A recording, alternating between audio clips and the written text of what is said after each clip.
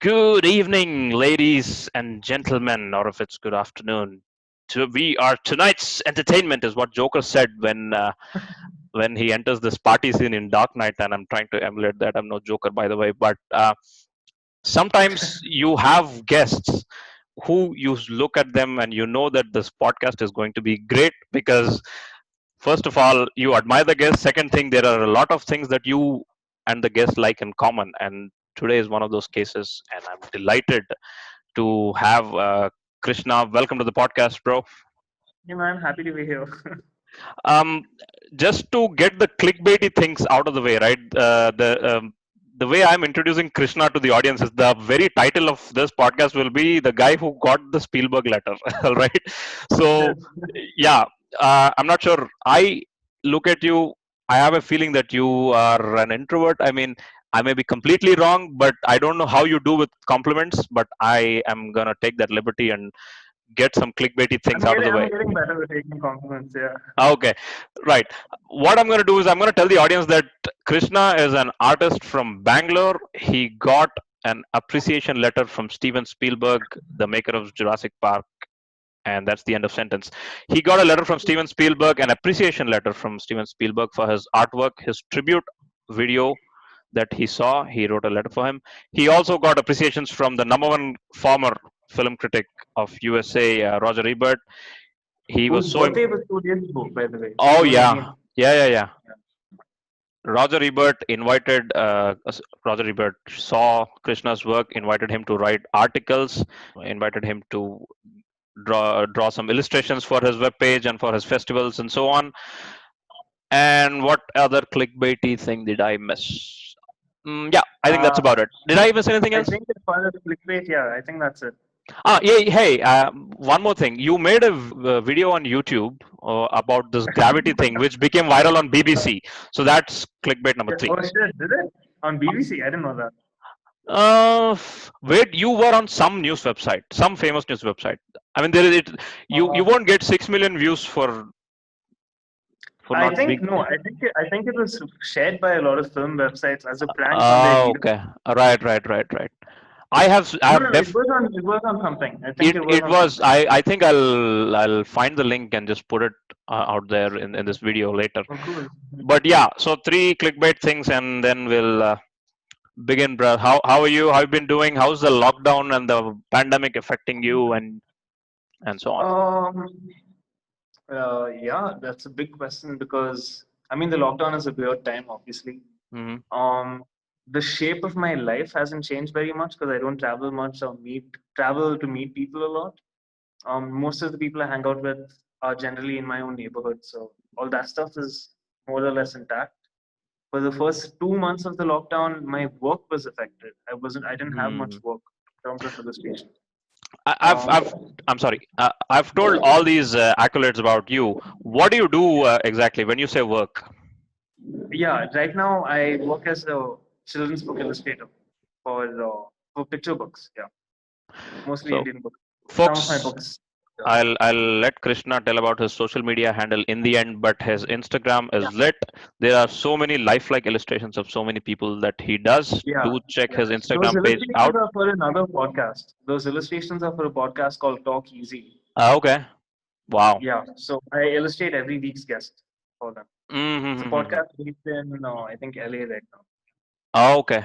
Excellent. So he has clientele from LA. Another clickbait. But Is that clickbait? yeah, dude, anything foreign in our society is a clickbait. Let's be honest. I suppose, yeah. Yeah, and he has a great YouTube channel. Check that out as well, folks. I'll let him tell about his YouTube channel in the end. But so you were saying your work was affected. What do you mean? I mean, the podcast will run, right? So. The podcast was running. Actually, even the podcast had some issues because not connected to the lockdown so much as the protests happening in America right now. Mm-hmm. Because of which they couldn't secure some guests, and they wanted to speak to guests who would have something meaningful to say about this moment, this political moment, and all those guests were busy. So it was like a little, it was in flux. Like, can we get this guest? We're not sure if we're gonna get them.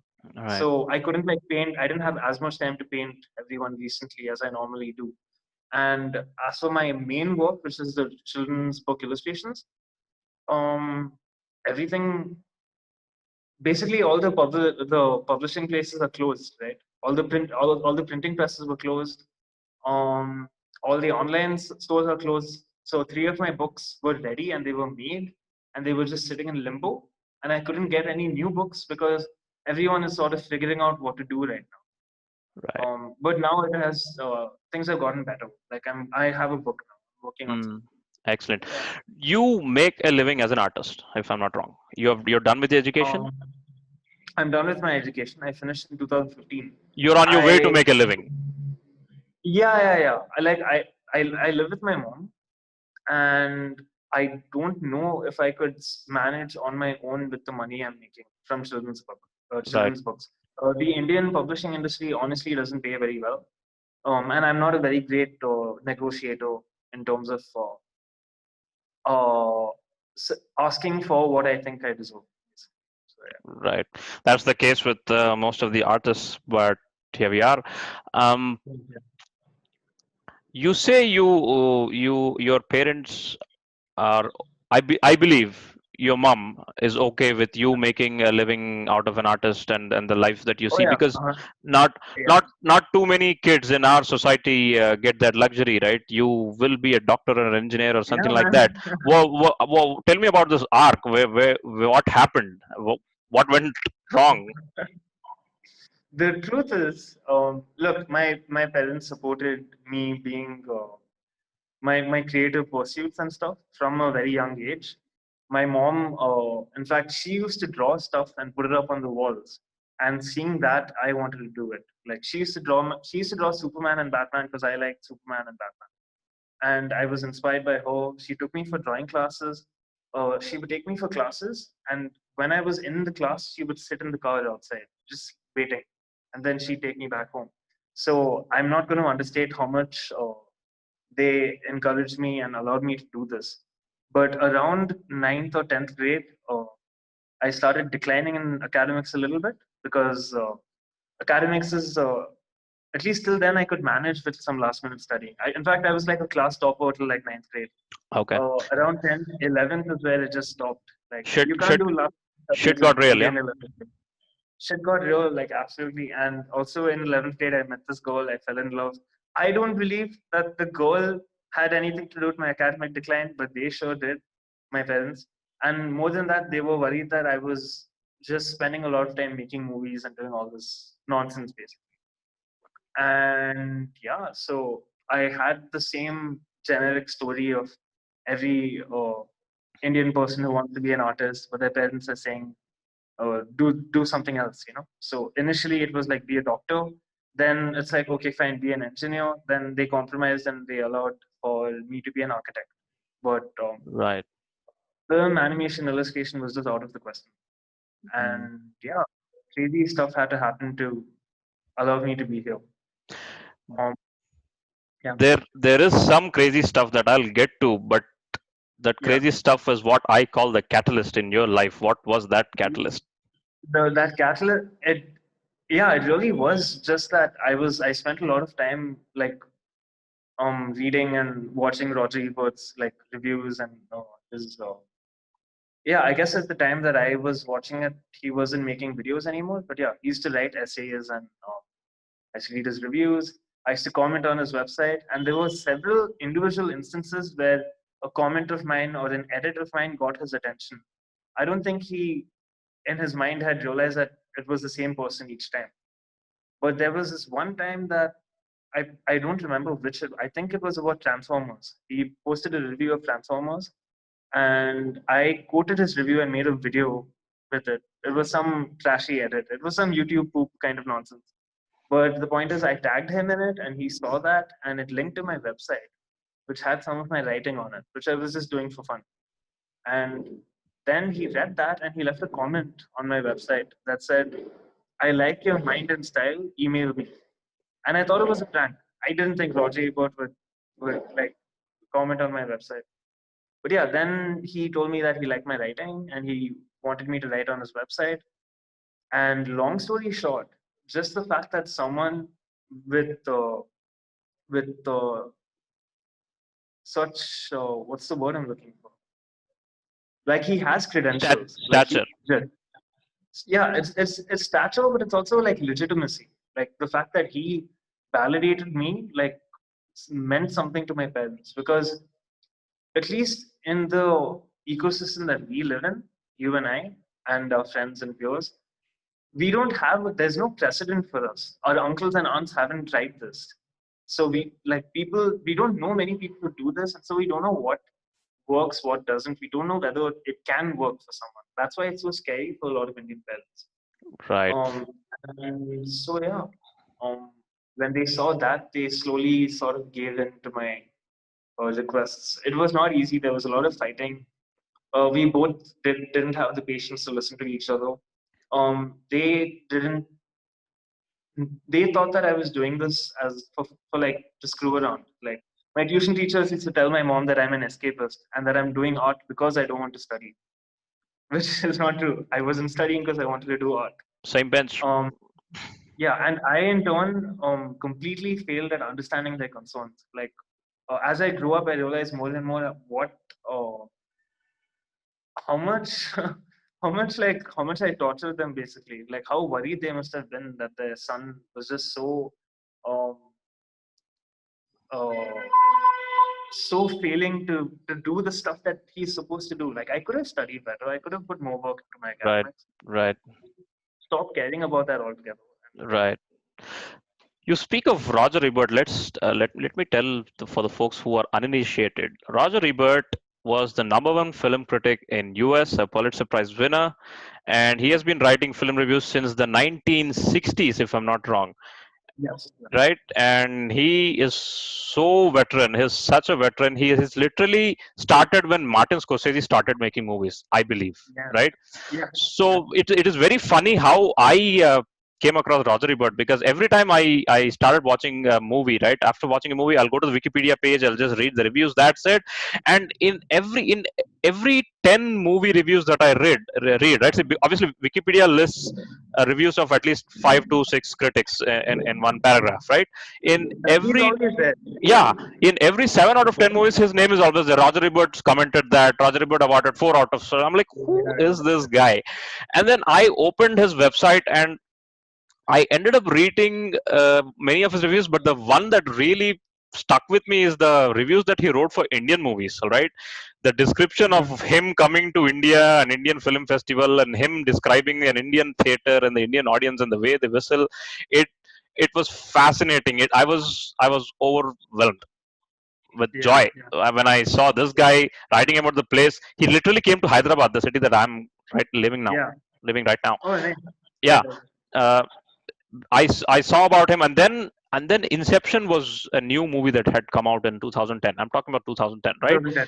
Yeah, Yeah. and I saw the movie, and then I saw his review, and it's as if he is literally reading my mind and writing about it. The Well, way. it's the same. It's the same experience here. Yeah, Like mentioned Inception, like my brain's like, yeah, 4 on 4 stars. Like I know his ratings for any movie. You can just name exactly. it and Exactly. it's crazy. It's like you will feel like this at that scene this way, you're going to feel like this at this scene that way. And it was so accurate. And from then on, there has never been a movie that I would watch without seeing what Ebert's review is. Obviously Yeah. that is a very wrong habit, but we have such a short time and we have to pick and choose movies, so that is one way Yeah. I pick Yeah. and Yeah. choose movies. Right? So and then I saw I saw your stuff on Ebert's page, where he said, Steven, here is a Steven Spielberg tribute, and that's this, all right. Okay. And because I follow Roger Ebert's page on Facebook, and he said Steven Spielberg's letter about Krishna, and he had posted it on his page. I'm like, who is this guy? And then from then on, I'm talking. When did you get the letter? 2013 or something, Yes. right? I think that's it. I Yeah. Because I was just out of college. I very clearly Yeah. remember that, Yeah. Yeah. right? And that is the moment that I started stalking you on Facebook. I use the word stalk specifically because you didn't knew me, but I was religiously following your work, and I have I went to your YouTube channel, and I literally saw your first video that you had posted in 2008. The one where you are a Godzilla and you're going through a city, Oh shit! Yeah. right? Yeah, yeah. Yeah, ringing a bell. Yeah, Yeah, it is. It is. Yeah. yeah. I was wondering first video, but that was it. Yeah. That was the first video, and then I saw, and then you made this Hitchcock style Inception trailer. Yeah. Yeah. Oh my god, that was and mind you, that was the Yeah. So time. that was one of the first things that got Roger Ebert's attention. I Oh think I really? posted that in the comments of an article that he wrote about Inception. He wrote a review, and then I think he wrote another article. I'm not sure, but under one of these two, I posted a comment with my video, and he saw it and liked it. The world is so small, right? We here are two Bangalore, you Bangalore boy, I'm a boy from a little town called Tirupati in Andhra. We boys Yeah. from Andhra, like idolizing some film critic from fucking Chicago, all right? It, I mean, the world is so small, and you were stalking him, and I was stalking you, right? Yeah. And yeah, and I came across your Inception, and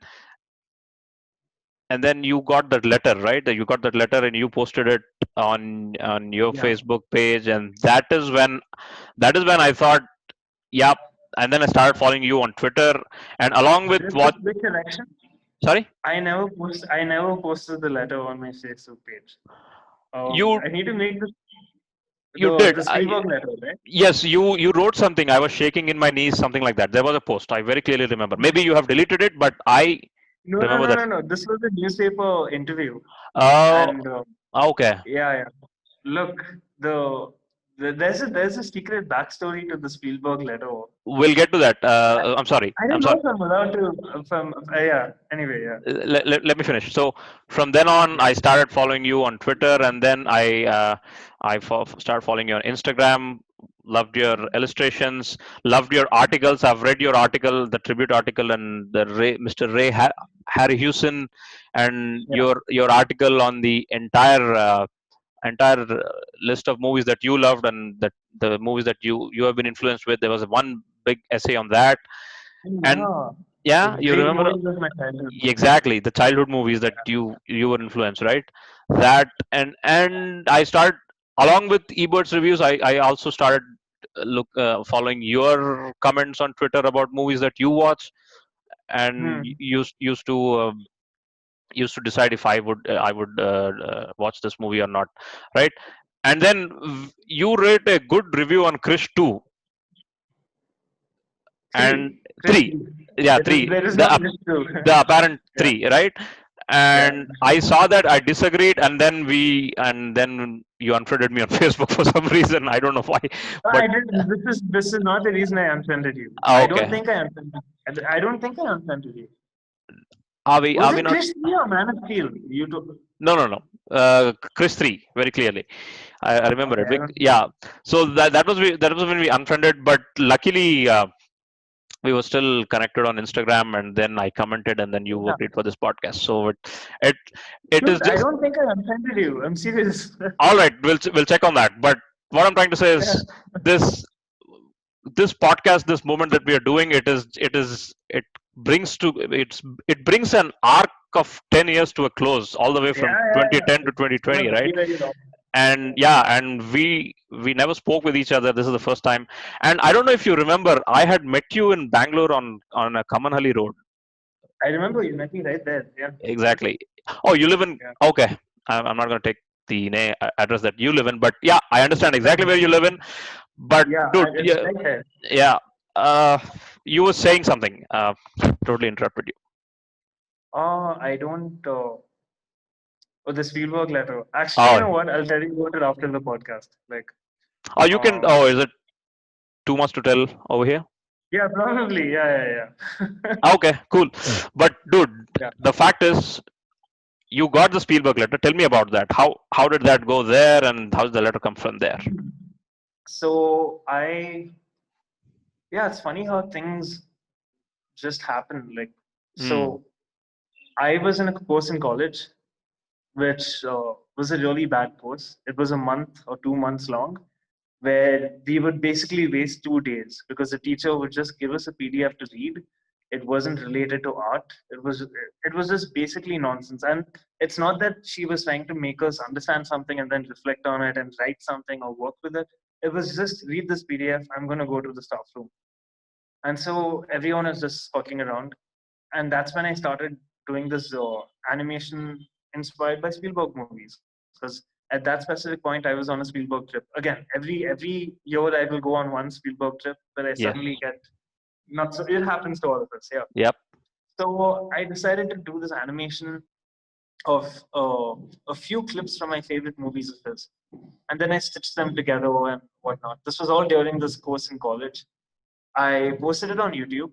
I sent it to Roger because I wanted him to see it. Because at that point, anything that I did, which I thought was even half decent, I would send to him. He didn't always reply, but most times he did. And it meant a lot to me. It was validation from someone I loved. He was responsible for my career happening. And he was honestly like a father figure to me. Like, and so I sent it to him. He posted on his website. I go to sleep. I wake up the next morning, or or maybe a few days later. Actually, I don't think it was the same day. But the point is, one night I go to sleep. I wake up in the morning to a bunch of emails and Facebook messages. Apparently, when I was sleeping, Spielberg had written a letter and posted it to me, and he had sent a picture of it to Roger, and Roger had posted it on his website. And yeah, it was fucking amazing. Honestly, like it felt like a dream. Um, yeah. I, The film I, was a Spielberg's book, and Right. Kale in it. I've seen that work. The reason why I brought this up is because you wrote that you were shaking in your knees, apparently, in some, or you told in some Yeah, interview. yeah, yeah, Can we yeah. talk about Steven Spielberg? Because even I can talk about Steven Spielberg for hours together because Let's do that, man. Let's do that. Yeah. the amount that he has influenced my mind, honestly. When was the first time you saw a Spielberg movie? Because I am a 90s kid, so obviously I didn't see Jurassic Park in the theater, so obviously that was not my Yeah, first introduction. My yeah, yeah. introduction to Spielberg was from torrents. And let Yeah, me be honest, right? yeah. I knew there was this director called Spielberg. See, basically, I was never allowed to watch movies by my parents in a very young age. I started, it's only when I became adult and then I became a bit independent and so on, right? When I was 18 and 19, I started going to theater in the first place, and then I saw Iron Man, and I was blown Yeah, away by this concept of a suit wearing itself on a man, and yeah, it yeah. that exploded my imagination. And then I saw Inception. Inception literally made my brain melt, right? Yeah, And Inception, that, Inception was one of those movies. Yeah. yeah, and it taught me that Wait, you didn't see The Dark Knight though? Because you saw Iron Man. no, Oh shit. that was not the cycle. My cycle was, I saw that and then I saw Inception. Inception told me that, dude, a human being can also imagine this in a movie, right? Yeah, And that feeling came to a peak when I saw that scene when the hotel rotates and he's fighting in rotating yeah. hotel, right? Oh yeah, yeah, it yeah, it was something. Okay, obviously until that point I've not seen Stanley Kubrick's 2001 yeah, Space Odyssey, because that movie has the same scene, but I've never seen it. So yeah, yeah. that was the first That's time the where, thing. Like we were at that specific age when Inception was a transition movie for us. We hadn't exactly, seen the stuff that it was influenced by, so exactly. we were not by it. Yeah. It I know. so that told me, okay, dude, you have to explore more. So then I actually I had watched Dark Knight in 2008. Okay, Okay. it came out in Telugu. All Oh right. shit. Okay. Yeah, and Okay. I watched The Dark Knight without having seen Yeah. Batman Begins, because I didn't knew there was a Batman Begins, right? So Yeah. I Yeah. watched Dark Knight and I'm like, dude, where is Batman? Who's Gotham? And Yeah. it's very funny. And then I started watching Batman Begins and that, and then I watched Dark Knight, and then I thought, okay, who are the other big directors? Then the first name that came on Google was Spielberg. Okay. And then Indiana Jones. I watched first part. Second part, Indiana Jones, is not a good movie, but I was delighted that it was set in India. Oh, it's okay. Fine. We can talk at length about Temple of Doom because I have some hot takes about Temple of Doom. Okay, cool. So Yeah. that is my introduction. So what can you tell Yeah. about your introduction in Spielberg, and where did you start? At what age or something like The that? first Spielberg movie I believe I watched, I might be wrong, but I think it was E.T. I Mm, was very, very young. My mom wanted, so my mom's brother showed her a lot of movies when she was a kid, and she passed those on to me. And most of them are my favorite movies right now. And E.T. was the first one. I remember it vividly. It was pretty late. She had got the VHS tape, put it in. It was pan and scan, so it was cropped. I mean, the film is 16 by 9 anyway, but it was still cropped. I remember drifting in and out of sleep and feeling weird about it because even though that film is wondrous and whatnot, when you're sleepy and when you're young and when you haven't watched a lot of movies, it was kind of a scary, weird experience. Like the aliens were weird. And I just remember, but I remember seeing the final act completely and being like transfixed by it and wondering how this happened, like how this was made. That was the first Spielberg movie. But when I really felt for Spielberg was oddly enough, it was through his production duties on Back to the Future. Like he produced those three films, yeah. and Batteries Not Included was another film, which I don't think you must have seen. I don't think anyone's seen that movie. Can you repeat the name though? Batteries Not Included. Okay. Nope. Yeah, it's a Never science heard. fiction movie. Okay. Yeah, you haven't heard of it. So he produced those films, Poltergeist. So I saw those and films that he directed, but especially Back to the Future. That is what made me really want to be a filmmaker. Mm, I was interested in animation and stuff through Ray Harryhausen, but Back to the Future is where I was interested in not just creatures and action scenes, but in like broader story construction and editing and all of these things. Um, and yeah, I properly started getting to Spielberg when I grew up a little more, like when I was 12, 13, 14, when I started like actively seeking out his movies. And um, that's it. Yeah, it there's it a lot yeah. There's a that I lot to love. talk. The reason why I bought Spielberg up because when people start exploring Spielberg, right? They start from Jaws and that and this. I'm this weirdo. I Yeah, started from Indiana Jones, and I and absolutely loved Indiana Jones 2, which is quite controversial, but I like it. All right. yeah, One yeah, maybe I'm a bit biased that it was set in India and stuff like that, but yeah, hey, 3 was equally amazing in yeah, my opinion. It was great where there was Sean Connery and stuff. 4 was yeah. a little dodgy, but after Indiana Jones, I watched E.T. Right. The moment I saw Mhm. E.T. Right, I thought, okay, if I have kids in the future, there will be a list of films that I'll make my kids watch. E.T. will be number one, Interesting.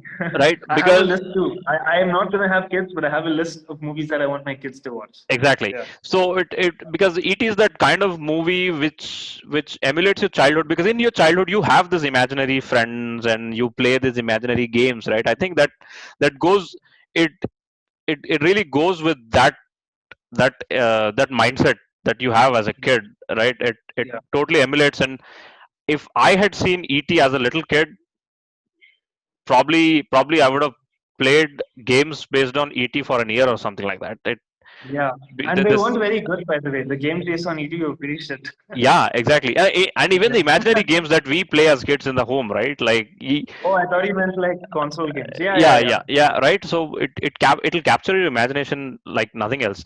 But then it is when I grew up, right? Then I started getting into movies like Saving Private Ryan, and yeah, then yeah. Schindler's List. Schindler's List is the reason why I have studied on World War II so much. I'm not sure if this Hmm. is the case with you, but Saving Private Ryan Uh, and Schindler's List, right? These are the yeah, yeah. I two. love them. I love them, but I didn't study the war because of them. When I say study, I don't mean any PhD by any means, but I No, no, just I know, I know. I that it sparked the curiosity about Yeah, the World War II, yeah, if you know what I mean. yeah, And yeah, yeah. even until that Indiana Jones point, right, I was always hungry for good action movies. Okay, when I was a kid, but all I was getting was Doom and Doom 2 from from the Bollywood, right? We didn't have torrent in those days much. What I Yeah, see on yeah, Sony and Setmax, right? And then I thought, okay, there can't be any better movies than this. And then I ended up watching Mission Impossible. which I thought was really cool. But then I watched Indiana Jones, right? Then I'm like, Spielberg is the action king, and there's nothing better than him. And he proves Yeah, that yeah. time and time again with his War of Worlds and his Fucking Tintin. amazing, dude. War of the Tintin. Worlds is fucking amazing. Oh yeah, Tintin is amazing. I saw Tintin. Tintin twice on the same day in the Oh, theater. oh, dude, yeah, dude. I saw it in the IMAX. Tintin. Oh wow, I didn't get to do that. I Yeah. went for it twice just for that one short sequence, like in Because Ladakh, like mm, the long take. oh yeah, yeah, yeah. Because Yeah, back in those days, India only had two IMAX theaters, one in Mumbai, one in Hyderabad, and I was in Hyderabad Hyderabad. Yeah. when Tintin was released, and I watched on Hyderabad IMAX. And then even the Mhm. recent one, dude, what is that? Ready The Player One. Hyderabad screen is the biggest one, right? Oh yeah, it's not an Yeah. IMAX anymore though, which is very sad. Okay. Yeah, Okay. That's right. yeah. But I watched this Ready Player One. Ready Yeah. Player One. Even that has this classic Spielbergian action. Yeah, yeah. I mean that film. Look, I'm not a big fan of that film. Hmm. But it's so elevated by his craft and his filmmaking. Like that film is the best version of the movie that he could have made with that script Yep. from that book. Like Mm-hmm. I really like some of the stuff he did, and I don't think it's as uninteresting as the book seems to be. Like Right. And I still think it's the worst even movie in 20 years. yeah, even for kids like us who are not Yeah, really entirely familiar with the trivia and the pop culture reference. nostalgia that is there in that film, we still liked it. So, Yeah, so it works beyond that. That's the yeah, thing. yeah, yeah. Uh, and you also spoke of Roger Ebert, right? I spoke of the word catalyst being Roger Ebert, right? So, what did you do? I mean, you contacted him and then you emailed him, and then what happened? I believe you went to Chicago and stuff. Yeah, could we put a pin in Spielberg's career? Because I do want to circle back to that and talk about Yes, Temple of Doom and a bunch of other yes, movies. We'll we'll get back to that. we'll get back to that. Yep. Because I've actually been looking at his filmography and rewatching his movies during this Hmm. lockdown, and Hmm. I have some thoughts about Temple of Doom. But anyway, we'll get back to that. Right. Yeah, so I started writing for his website as a foreign correspondent. Um, And then yeah, so every year there was, and I think there still is. This year they didn't have it because of the pandemic, but there's a film festival called Ebert Fest. Ebert It used Fest. to be called Roger Ebert's Overlooked Film Festival. He stopped calling it that because every film wasn't necessarily overlooked, and people would be like, "Why are you playing this? It's not overlooked." So yeah, Roger Ebert's Overlooked Film Festival. I think I went for the first time in 2013. He invited all the people who were writing for his website to the festival. I went with my mom and my sister. Watched a bunch of movies. There were 3 to 4 movies every day. Um, and most importantly, I got to meet him, and he um he was so like honestly so gracious and so kind, and uh, I'm sorry. yeah, I believe I think that was the time when he had this throat cancer and he couldn't speak, right? Was that the yeah, time when you yeah, went around? yeah. I went a few years after he had had that surgery. Hmm. Actually, so yeah. So what happened was he had got throat cancer, and they had removed his lower jaw basically, and they had put a piece of his thigh over there. And I don't want to get the medical terms wrong. I'm not sure if it was his thigh, but it was some part of his leg. And so I bring this up because like he's written about it at length, and he's talked about how that surgery didn't go well, and either way he couldn't speak, and now he was having difficulty walking because of that uh, transposing that bone. And yeah, I think I lost my train of thought. I don't remember why I brought this up, You but went yeah, to you asked about it. Yeah, yeah, you went to Ebert Fest. Watched a yeah, bunch yeah, of yeah. movies. Yeah, we watched a bunch of movies. So yeah, I brought. He couldn't speak at the time, um, and that's why he started blogging so much. Was because Hmm. without the ability to speak, he was able to communicate so freely and so um, loudly through the internet. And this is when I believe he did some of his best writing. This is when he started also writing about his non-movie thoughts. This is when he started writing his biography, um, this is when he started writing about atheism, and that was formative for me because up till that point I was kind of skeptical of Hindu dogma, which was sort of forced on me by my grandfather and slightly to a lesser extent by my father, until he completely stopped that. So yeah, he opened my eyes to a whole new world, man. Honestly, Roger did, and then meeting him in person was not just so validating for me and wonderful and crazy and dreamlike. I think it also showed my mom that I wasn't just fucking around by pursuing storytelling and visuals. Like, here is this guy who is clearly the real thing, who is saying that I am worth something, you know? So, yeah. I saw this Um, wonderful illustration that you did when he died in 2013, right? There was this painting, right? You were watching some pond, and Ebert comes and he shows you the stars, yeah. right? That That, clearly, that, is, that is what he did, honestly. It's exactly. not just it's not just Ebert Fest. It's not just him directly. It's not just his direct impact in my life. Excuse me. It's even before he even knew who I was. Just his writing, like Yeah, his reviews, everything. Because I used to enjoy movies, but his writing was the beginning of this journey of like understanding movies, not just consuming them, but reckoning with them, reading into them. I didn't always agree with him, by the way. Earlier, you were saying that you did. I often didn't, and I found that interesting and I found that fun. And uh, yeah, I mean, like now there are many reviewers that I read, but there was a point when Roger was the only one. Like I didn't need anybody else. I didn't look at exactly. Rotten Tomatoes. Roger Ebert said it was good. I'll give it a shot. He That's gave it. a film 4 stars. I'm watching it. Yeah. We pinned a thought of Steven Spielberg's movies over there, right?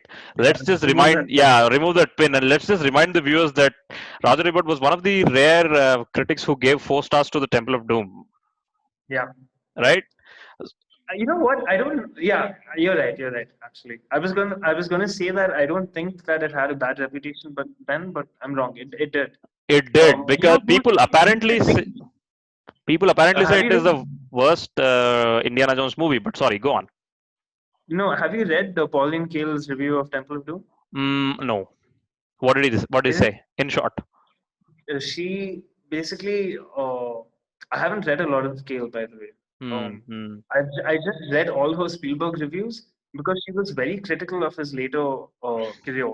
Hmm. I'm talking about like the schmaltz from the mid '80s to the till basically till the as long as she was alive, I believe. She used to wait, yeah, she used to write about how uh I'm trying to pick what to talk about. So her review of Temple of Doom was basically she just completely praised it for its anarchy and its dreamlike, almost psychotic energy. Because that Right. film, the second act is just one continuous action scene. Yep.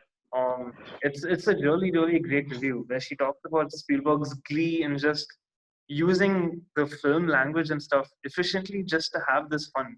And I think Temple of Doom is so delightfully unpretentious. It's not trying to make a grandiose statement about anything. It's just a really fun schlock action movie. Whereas I do think Last Crusade tries to do something with religion and father-son relationships and all this stuff. And I'm not sure that's as compelling to me. Mm-hmm. Yeah, What? and I do think Last Crusade has the weakest Indiana Jones action scenes. Apart from that one tank chase, I don't think anything else sticks out. Okay. What's your ranking then with the 4 Indiana movies? Easily, I have again. It's super controversial ranking. Okay. Temple of Doom is the best. It's one of my top five Spielberg movies, like altogether. Okay. Um, and we'll talk about Temple of Doom. Second would be, I think it's a tie between Raiders and Kingdom of the Crystal Skull. Mm-hmm. Again, Raiders objectively the better movie. Something about Kingdom of the Crystal Skull just speaks to me. Something about Indy being an older man. Even though they don't really reckon with his age, he's still doing the same shit. He's still wearing the same clothes. There's something about the visual of him being an older man doing this stuff. that I really like. Um, and I and yeah. So and fourth one is Last Crusade, Okay. which I almost don't like, honestly. Hmm. Okay. There's something about the Last Crusade's aesthetic which rings to me as very fake. Something about the lighting and the sets. Hmm. But Rados and Temple of Doom don't always look authentic, but there is something to the quality of the matte paintings and the sets and the lighting that still feels organic. Whereas Last Crusade, it feels like plastic to me for some reason. Not plastic, but like cardboard. I don't know what it is. Okay. I watched Last Crusade several times, hoping that it would click for me, like wanting to like it. I think it's pretty much a slog until Sean Connery shows up, and then Hmm. he's. But when he shows up, Indiana Jones, Harrison Ford, and the script plays up his buffoonery, where he becomes like this clown. Yeah. And if you watch Raiders of the Lost Ark again, he's not a clown. He's not cracking jokes and tripping over shit and doing dumb nonsense. Like he's an archetypal hero who. It's funny because he's the archetypal hero, but he also gets tired like while fighting. You know, Yeah. but Yeah. he wasn't like a goofball. And in Last Crusade, he's a goofball. Right. And I believe. yeah. So for me, What's your answer? Yeah, Crystal Skull for me is the last, but I have an Yeah. explanation for that. It's because had we watched Crystal Skull Yeah. with that exact 2 decade gap that fans have watched after having seen these movies in 80s, maybe we might have Yeah. connected a bit more emotionally with the Yeah. Crystal Skull, because I watched it back to back, 1 2 3 4 in 4 days, and that's not really the feel that you get, right? It's Okay. Interesting. Interesting. Okay. right. It's like I watched it with like a 10-year gap. I had seen the oh first really? few movies when I was very young. So Okay. Kingdom of the Crystal Skull was like, ooh, this is exciting. Like I Okay. waited 7 years for this. Yeah. Hmm. It But wasn't 20 years, but it was a long time. Yeah. but yeah, for me, two is one, one is two, three remains three, and four remains four. Okay. Yeah. That's I uh, love Temple of ranking Doom. is just one, two, I three, had four. yeah, I had this. I had maybe my bias is working here because I had this fascination that uh, I would buy anything that is Indian related in international stage. For example, there was this Yeah. game called Age of Empires. All right, Yeah. I, right. I, I didn't play it, but I remember it. Yeah, there was this part three. All right, which had Chinese version, Japanese version, Indian version. All right. Okay. So Okay. yeah, I bought the DVD of the game and I used cheat codes to skip the Chinese and the Japanese and straight away get to Indian because the Indian version wouldn't unlock unless you've Yeah. crossed these two stages. And I played that. And then for some reason, seeing an Indian setting on an Hollywood movie, it was I was overwhelmed and I was pissed off with the Indian industry. Like, what the fuck were they doing in 80s when he was making cool shit like this, right? But Yeah, it's interesting because we've grown up watching Hollywood films. That's why it's so. I know what you're talking about because even for me as a kid, it was super fascinating to see the Western gaze at what Indian exactly, culture is about. And Temple of exactly. Doom is deeply inappropriate and problematic, and it is really bad the way It it shows Indians and it whatnot. it But it is is so far you can removed from what you India is. you can call it a bit racist if we can use that It's not word. a bit, it is very racist because Okay. it's not thuggy cult and everything. It's also the fact that they show it's not just it's fine. The thuggy cult is crazy, that's cool. Yeah. That's one side of it. Yeah. They even show the Maharaja and his and the East India Company, all the people sitting in an Indian palace eating monkey brains and bugs and eyeballs and all this shit. While Indian food is like some of the greatest food in the world. Exactly. I honestly don't care about that because Same, it is bro. so far removed from Indian culture that it is not trying to represent India. It's not like some kind of, half baked stereotype. It's just a total fantasy. Yeah. And yeah, maybe I'm wrong about this, or It's maybe I very should strange. be It's very right. strange. Right. It's very strange. We were not offended by that. Yeah, I would be offended by it today, I think, if it was a new film. I don't know why I give Temple of Doom a pass because honestly, like accurate representation is important to me, and I do get Yep. upset when cultures are misrepresented and sort of appropriated in a way, again, there is some level of appropriation all the time. I'm fine with that. I'm not an absolutist about this stuff. But yeah, it does upset me when this kind of thing happens normally. But with Temple of Doom, the whole film just feels like a bad dream. Like, and I'm not going to a fucking uh, pulpy film from the 80s to get an accurate representation of my country. I'm just not. Exactly. Yeah. The film is spooky and nonsense. It even it's so yeah. I don't know. I love it. Apparently, I'm not sure when Spielberg went on a backpack trick. I think a trip, if it was for Temple of Doom or if it was post Close Encounters of Third Kind, because there is one Indian I scene. think it was closer to Close Encounters in Yeah, there India. was Yeah, one Indian scene in the Close Encounters of the Third Kind, yeah, yeah. where people are praying in mass, right? Yeah, and that scene has my favorite shot from the movie where I think there's five white people standing at the top of the hill, and Hmm. they ask, "Where did you hear those five notes from?" And everyone points upward. So the shot is a crowd of people pointing upward, Yeah, and there's five people on a hill, like yeah, over there. yeah. And those five people, you can tell it's a matte painting. They're not moving. Like Right. one of them is just like that. Like Yeah, when you watch it on a Blu-ray, you can see that these five people are just like stuck yeah. onto the. Hmm. Anyway, yeah. Um, You got any sorry, other what? hot takes on Temple of Doom that you want to upset people about with? I don't know if I'm upsetting anyone. Just look, the thing about Temple of Doom is that it starts. I don't know where to begin. Apart from the fact that it has all this amazing action, especially in the second half, there is not one action scene that's sort of weak. Like everything is sustained. It has such good pacing that it's wild to me. Like I can't think of any other movie which has complete continuous action where I don't get exhausted. Like John Wick 2 and stuff, movies like that exhaust me. There's only two films I can think of with this kind of relentless pacing. One is Temple of Doom, and one is I think Mad Max Mad Fury Max Road. 2. Yeah. Yeah. Uh, Dude, how uh, mind blowing is that mine scene in Temple of Doom? Oh my god. It's amazing. I Oh can see it man. in my mind. And that scene, see, this is the thing I like about visual effects back then. Now you just basically do everything with CG, right? Yeah. Again, I'm not poo-pooing CG. CG works amazingly, but you can compare the way they shot the jungle chase in Kingdom of the Crystal Skull and the minecart chase in Temple of Doom. Now, I like I told you, I like Kingdom of the Crystal Skull a lot, but I don't take it seriously. It's just like dumb fun for me. I lay back and I enjoy it, but there is never a feeling of peril. Everything looks fake. You never feel like, oh shit, they're gonna fall off the edge of this cliff or whatever. That film, they basically have the actors in a car.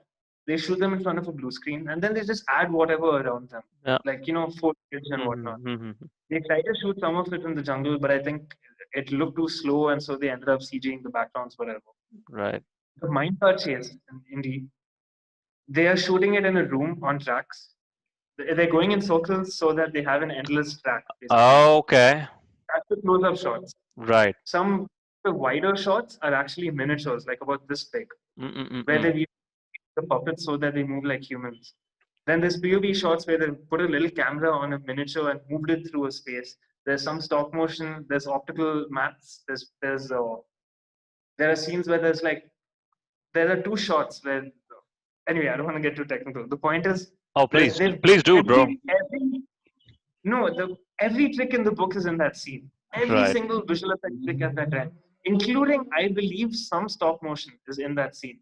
I think the scene where Short Round is being suspended over the lava and he's being pulled Mm-hmm. between the two cars. I Mm-hmm. think that the models were animated by stop motion. I haven't read this, but I can tell. So every trick in the book, and it all comes together. I don't think there is anyone who watches that scene and thinks, yeah, that looks fake. There might be like five shots in it that look fake because they've they've done like traveling maths, so to speak, like the green screen of that day, which is that they're in a room and the background has been added in. Mm-mm-mm-mm. There's stuff like that, but most of it just is in camera and it looks amazing. Like I cannot talk about that scene enough. In Oh fact, yeah. I'm looking over my words. There's so much I want to say about this movie and the whole film, the way it was made. Did you know that they wanted to shoot it in India, and the government was like, you can't shoot this here because of you have to remove the word Maharaja, you have to remove references to Kali, you have to remove blah blah blah blah blah.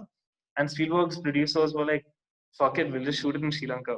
So they shot the movie in Sri Lanka, Okay. doubling, and it was banned in India when it came out. You can't get this Really? movie here. It Really? was banned in India. Yeah. So I've never seen a DVD of Temple of Doom. I've seen all the other movies. I don't know if the ban still stands, but it's weird that Temple of Doom is on Netflix because it was banned in India at the time. Oh, how did I you? got my copy from Singapore. Okay, dude, we Yeah, cannot yeah. thank And torrents enough. I mean, I hate piracy, but I don't hate piracy. I used to, okay, but we look. I'll tell you what. Okay, that's we weird. live we live in India. Okay, yeah, piracy is bad. I'm a creator. I make books. I don't want to lose revenue to people who are making illegal copies of my work and distributing it and whatnot. Yeah, But we live in a reality that's complicated. And in this country, for example, and the previous country that I lived in, the UAE, you watch movies legally, you are watching a censored, fucked up version of the film, or you don't get to watch the movie at all. yep, In Dubai, Bruce Almighty, every shot of Morgan Freeman is cut out. It's just Jim Carrey suddenly gets powers and then does stupid shit. That's the film. Beowulf was cut up. Roger Rabbit was cut up. A lot of films that I loved were censored in Dubai. They're censored and banned here. Even now, you go to a theater. Did you Blade Runner 2049? Like hmm, they just desecrated that film. So at some point, it's like I understand why piracy is necessary. It's it's almost like preserving film history. yep, Like especially now where physical media is like on the decline, right? We in India, we can't order. I don't think it's affordable or practical for us to order Blu-rays from abroad, yep. right? $10 Maybe on a Blu-ray. streaming service. Now, if I want to legally watch a bunch of movies, okay, fine, I have Hotstar. Oop, the aspect ratio is wrong. Like I'm not. Yeah, I'm just saying that these things are complicated. I understand the case against piracy. I think it makes more sense in a country like the US where there is more accessibility. But in a country like ours, especially when we were younger, there were no avenues. I go back to the days that I was watching movies when I was young from the town that I come, right? There is no way I would have watched, for example, Anurag Kashyap's movies. For Yeah. example, yeah, uh, especially the kind of movies that he makes with all the censorship that is done on his movie.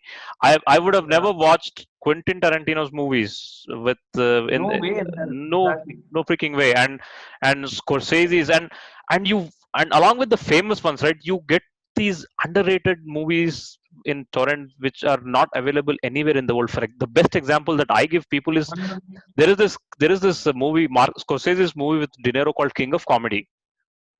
Yeah. Oh my God, that is so relevant. I mean, we all. I don't know how much you appreciate Joker, and I am kind of on two minds with Joker, but that movie Same. did what Joker did long ago, long time ago, back in 19 freaking 86 or whatever, right? Yeah. Yeah. I haven't seen King of Comedy. Torrent has given. I've seen some gems on Torrent, man. Believe me, and Yeah, same, man. uncut gems. That is. Yeah. Uncle James is now on Netflix. But Yeah. yeah. Yeah. See, look, I just want to make this clear for anyone listening because it always sounds cheeky when someone tries to make a rational defense of piracy. Yep. It sounds like I'm cheeky. It sounds like I'm trying to make an excuse for theft. Here's the thing. Apart from our government's like censorship, which seems to be getting worse, like cutting out kissing scenes from films for some fucking reason. Dude, Apart from that, forget kissing scenes. The word Kashmir was cut out from Mission Impossible 7 of the latest one. yeah, yeah, Fallout, yeah, it's so dumb. Like apart from this dumb shit, it's also you're dealing with. So let me give you one specific example. There's a film called Popeye from 1980. Have you seen this with Robin Williams? I have heard he did a film Popeye, but I've not seen Yeah, it. it's one of. I think it's his first or second movie. It's feature length. It's amazing. It's complete chaos. It's such a clusterfuck of a film. It's got so many subplots and characters are talking over each other. But I love it. I fucking love that film. This movie, I wanted to watch it. Okay, no legal way for me to watch it in Dubai or India. Fine. I come to India. I get a pirated VHS tape. It's pan and scan. It's shitty quality. Fine. Oh, it's playing on NBC2 in Dubai on TV. Okay, I tape that. Still pan and scan. Now this is Robert Altman. 16, but not 16. 235 to 1 full Hmm. widescreen cinema scope. Yep. Dropped down to a 4:3 box, and Look. it keeps shifting. So all these Vista shots are ruined. But fine, I have the movie. Whatever. I watched it that way for many years from a taping from the TV. Then I get a VHS from abroad. I order it. Same thing, pan and scan, but it's sharper. Long story short, I buy a DVD from Dubai, and 40 minutes of the movie is cut out of the DVD. It's not censorship by the government. This is Disney cutting the film on all Region 2 DVDs because the film was deemed too long and too boring. And so they just removed some songs, cut out some scenes, cut out some subplots. And it's just, yeah, that's the official DVD that I could get. Ultimately, what do I do? So I have tried to watch it legally on TV, pirated, ordered a VHS from abroad, bought a DVD from here, and I still don't have the film. You know, the only time I've seen the film the way it was intended was a torrent from 2 years ago. Hmm. That's my point. Yeah. Like I've used all these legal streams. It's not the case with every movie, obviously, but sometimes piracy is necessary, and a lot of films are going to disappear from streaming services, and they're not going to be on physical media. Yeah. And not AXO, but Yiffy, and not even Yiffy, RAL, BG, all these things, all these websites that we use to get these movies are going to be the only places we can get them as they are. Exactly. That's it. Yeah, it's preservation. It really is. Dude. And another thing about piracy is that it's different from stealing something from a shop, which again I don't think is the worst thing in the world. But the point is, I am taking a solid object, right? And I'm taking it, and I have something of value here. A film is obviously something of value as well, but it's not like if I look, if I watch Inception at home on my pirated print, that's bad. But if I don't watch it at home, it's not like I'm going to be like, okay, I'll go to the theater. Most people who are pirating films wouldn't have watched the movie at all legally. It's just that it's there so they can pirate it. Exactly. Exactly. When an Inception 2 comes out, or Interstellar, or the next Nolan movie, more people are going to go to the theater for it. Like, I am Exactly. convinced that 90% of the people who went for The Dark Knight pirated Batman Begins beforehand. And Yes. everyone who saw Dark Knight has pirated The Dark Knight earlier as well. Look, it's complicated, it's bad, but with film piracy, it just broadens the number of eyeballs that are seeing your film. Yeah. That's it. It's not cutting into your, it's not making a serious dent into your box office. It just isn't. It is increasing more eyeballs. May not be bringing as much money, but It's not, ultimately, yeah. yeah. It's not denying them of money is what I'm trying to say. Where it's not a case of, it's not a substitute for the theatrical experience. It is an Exactly. addition. Yep. If someone who's pirating a film is not It going to go, it is basically it's a not substitute. always going to be. Yeah. It is basically a substitute for a $10 DVD. That's all it is. Yeah, it's. I just think that there are a lot of bad faith criticisms of piracy. That's all. Hmm. Now, do I support piracy? No. Do I pirate films? Not very much anymore. I have Netflix. I have Disney Plus. I have But Amazon if it, Prime. I yeah, do.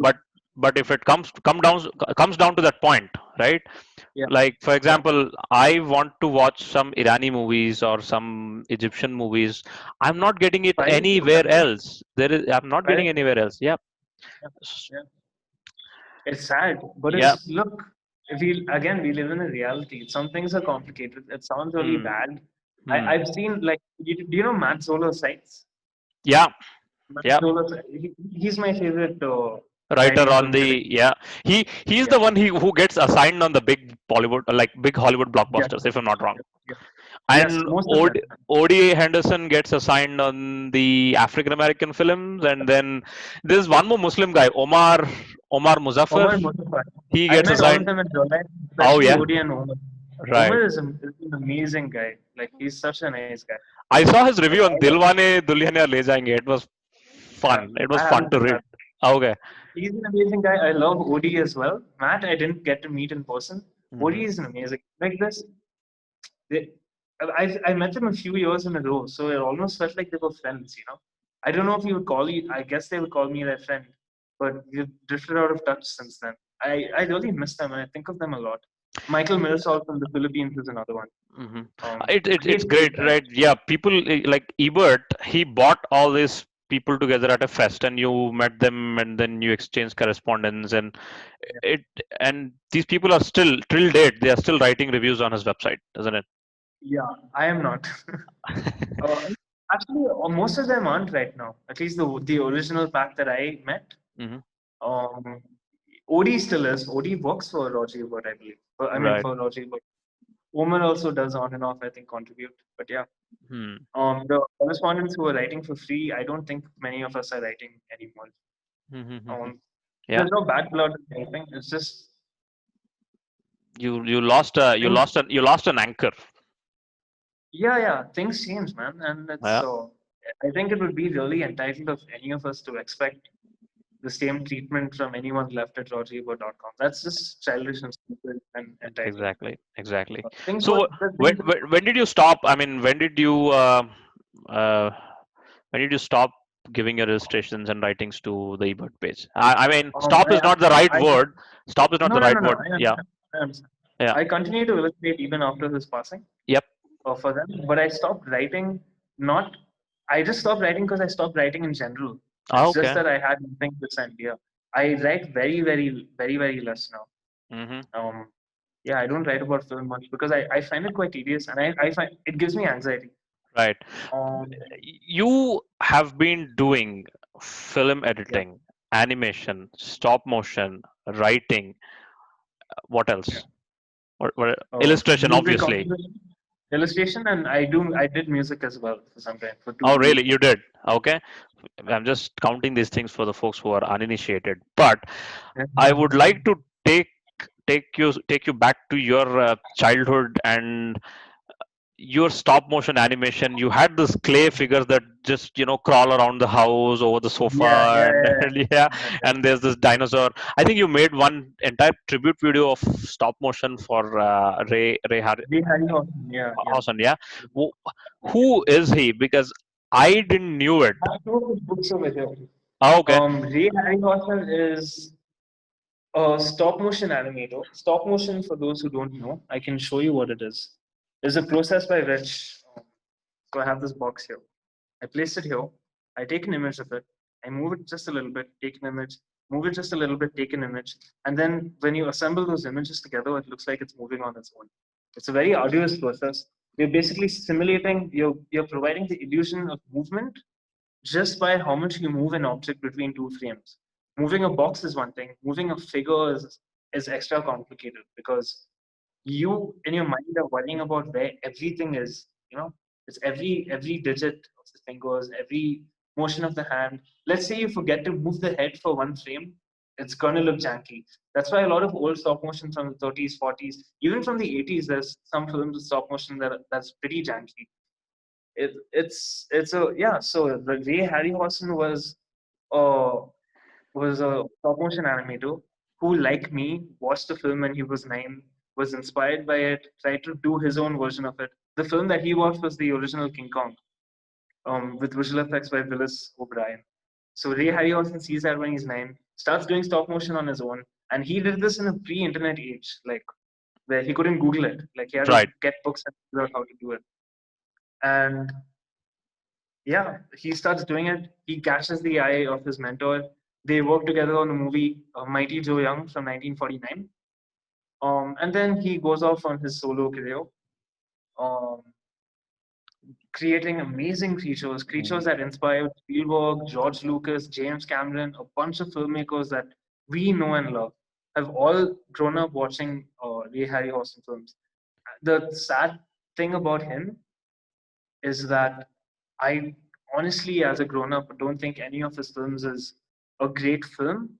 They are still amazing pieces and they still excite me. And I think there are about 3 movies in there which I think are legitimately like really good.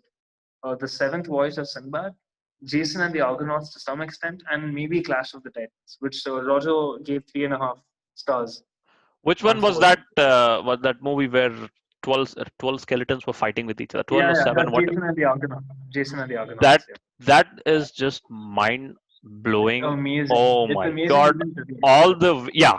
I was just And he because animated it on his own. Like Yeah, he did that on. So I he's worrying about where seven skeletons are. He's worried about them interacting with human actors, as in the footage that he's projecting in the background. He's worried about. It's crazy. Like that guy is crazy. Ray Harryhausen is crazy. that scene, I was watching that scene just 10 minutes before I was about to do the interview, because I am not really familiar. I am vaguely familiar with it, but I was trying to prepare to talk about something with you when I'm talking Yeah, about Ray Harrison. These skeletons, from the point they come out of the ground,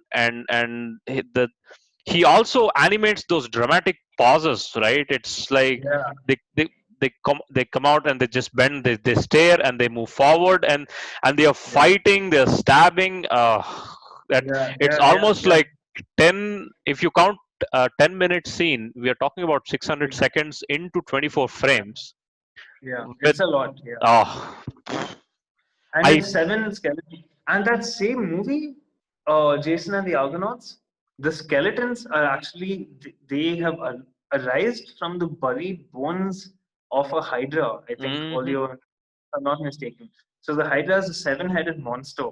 So again, he's got seven heads to animate that are moving like that. Oh That's an yeah. amazing.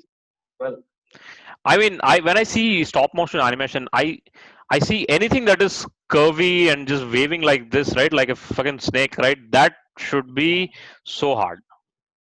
it's super hard. And the another thing is there's lots of limitations to stop motion with the Mm. process that you're using. And broadly speaking, even now, it is very hard to move a camera while doing stop motion, especially when you're compositing it onto live action footage and whatnot. Yeah. There's a bunch of stuff we couldn't do. So within the limitations, okay, fine. A camera has to be static. You can't have like a moving light source. Mhm. Um, you can't have the characters really interact with each other in a crazy way. One will be in front of the other, and that's the most you can do. Now and then he would tweak it and try to do some interesting stuff, but within those limitations, he still like sailed off the edge of the human imagination. Basically, there's even more limitations than what I mentioned. There's limitations of you don't have motion blur in stop motion. Like Oh when I yeah. move my hand like this, it's blurring. If I want this in stop motion, I have a frame here, I have a frame here, and it looks a little strange. It Oh doesn't look yeah. fluid. Yeah. But he still made it work. He still breathed real life into these creatures. When did you hear about his name? Because he's an old timer. I mean, you are not that Yeah, yeah. old. He it's a story where I had like partial introductions through him to him. There Hmm. was a Discovery Channel documentary about aliens where they showed pop culture depictions of aliens, and they used Hmm. one of his films for that, Earth Hmm. versus Flying Saucer. Hmm. That's Oh how yeah, famous some. that saucer crashes into White House and shit like Yeah, that. Yeah, yeah, it's yeah, yeah. amazing. Yeah, yeah, yeah. So even that saucer crashing, that's interesting. You brought that up because even there at that time, he could have just had a saucer on wires and crashed it into a model of the building, right? Right, And the right, model break. Now the problem with the model is that it falls really fast. You can right. tell the scale is small. Yeah, Like something small falling, it just falls like that. yeah, You wanted to fall slowly. yeah. So for that, he needed high-speed cameras that could record in slow motion. Hmm. The film was so low budget that they couldn't even afford high-speed cameras. So because of that, he animated every piece falling. Like he tied each piece to a string, painted out the string, and animated them falling. So all the destruction scenes Wow.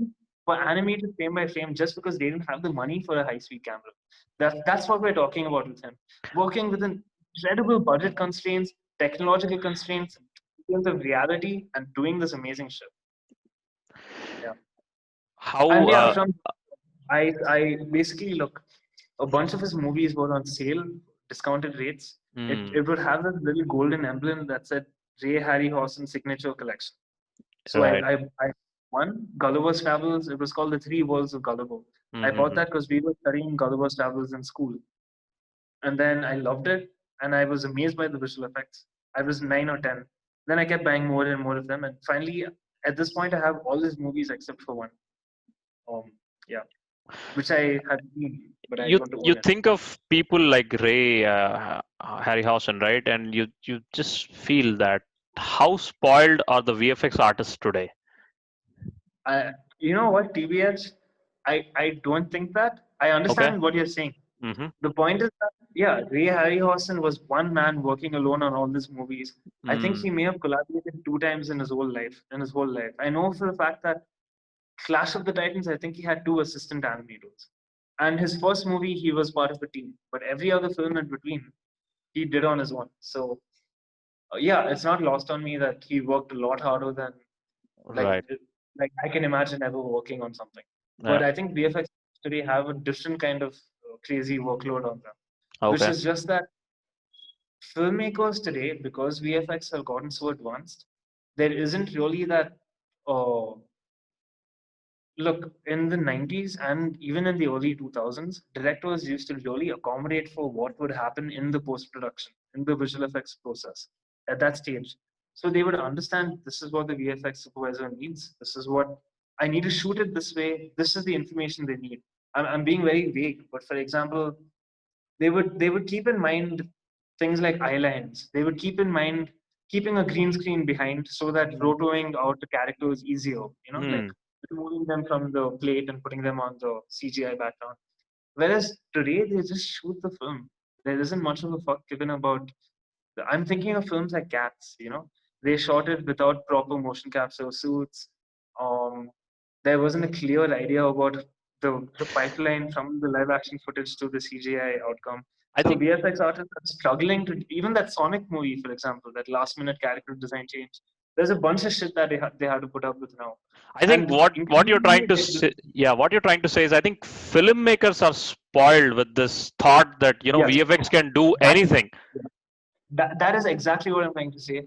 Is that at this point right now, it's like, yeah, we'll do it in post, whatever. It's fine, we'll do it in post. And Ah. again, this is not the broad attitude, but this is definitely permeating a lot of films these days. You Hmm. can read the horror stories about visual effects artists working on films right now. It just isn't. It's not true for every director.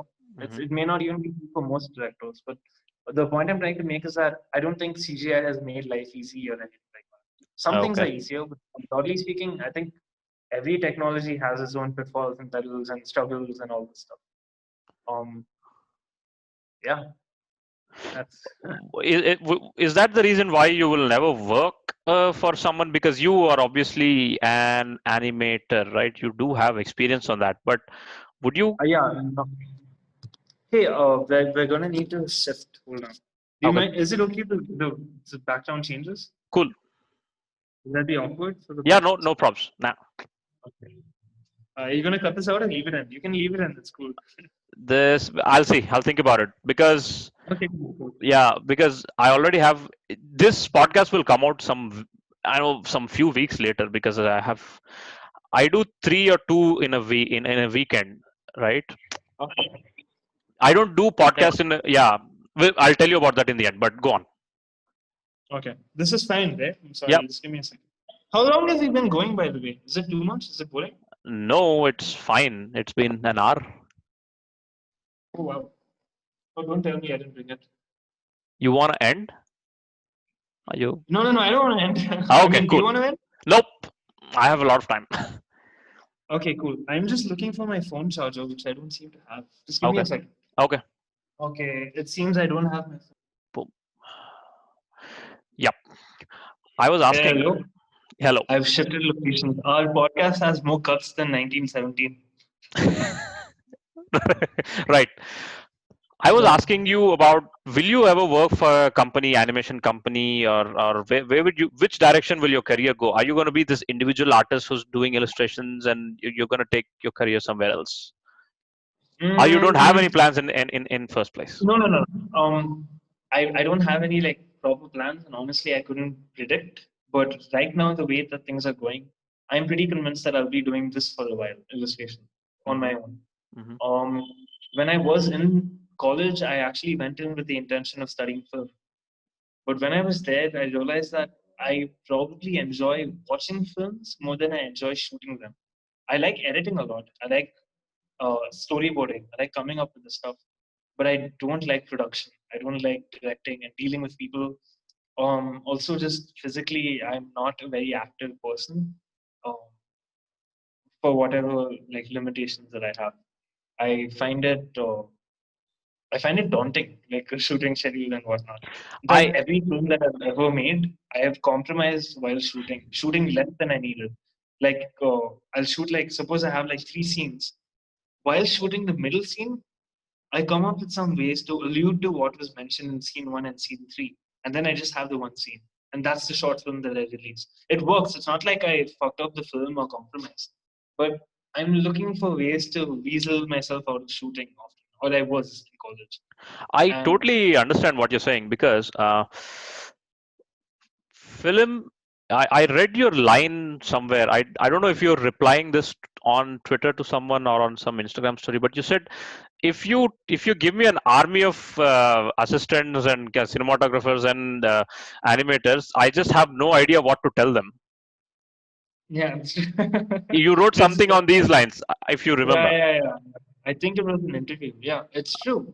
It's just I don't have that streak in me of having not the self confidence, but just that the kind of personality that you need to be able to direct. And again, this was a notion I had in college where I thought I can't direct a group of people in the way my friends can. But I've since learned that I think that notion is a little outdated. I think there are ways to be a filmmaker without being an authoritarian. I think Spielberg definitely is not. I saw behind the scenes footage of Greta Gerwig shooting Ladybug and Lady Bird, and when I saw that, I was like, okay, fine. I think I'm a little childlike in my imagining of a director being an authoritarian shouting orders. I don't think that's always true. Hmm. It's definitely because very good people. But I either way, I'm just not super um, comfortable with collaborating with a large group of people. That kind of stuff. Yeah, I'm not. It's the same with me in social interactions. I'm good one on one or with two, three people. I get uncomfortable when there's 10 people. Now, some people say I should get over that, but I just don't want to. I like editing, I like writing, but I find that I can do storytelling with picture books. I don't think it's compromise, it's just a different medium. Hold on, I'm showing you my assistant. I have an assistant in my studio who's with me every day. Oh yeah, She's not in. I see two, three dogs. I mean, you have adapted the entire street apparently, if I'm not wrong. I've just adopted this one. The other Okay. ones are friends.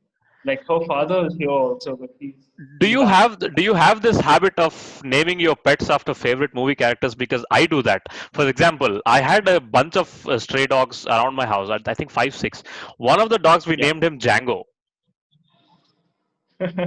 and the other Nice. and they were and he had I think five, six puppies, and we named them after the characters in Reservoir Dogs: Mr. Pink, Mr. Brown, Mr. Blue.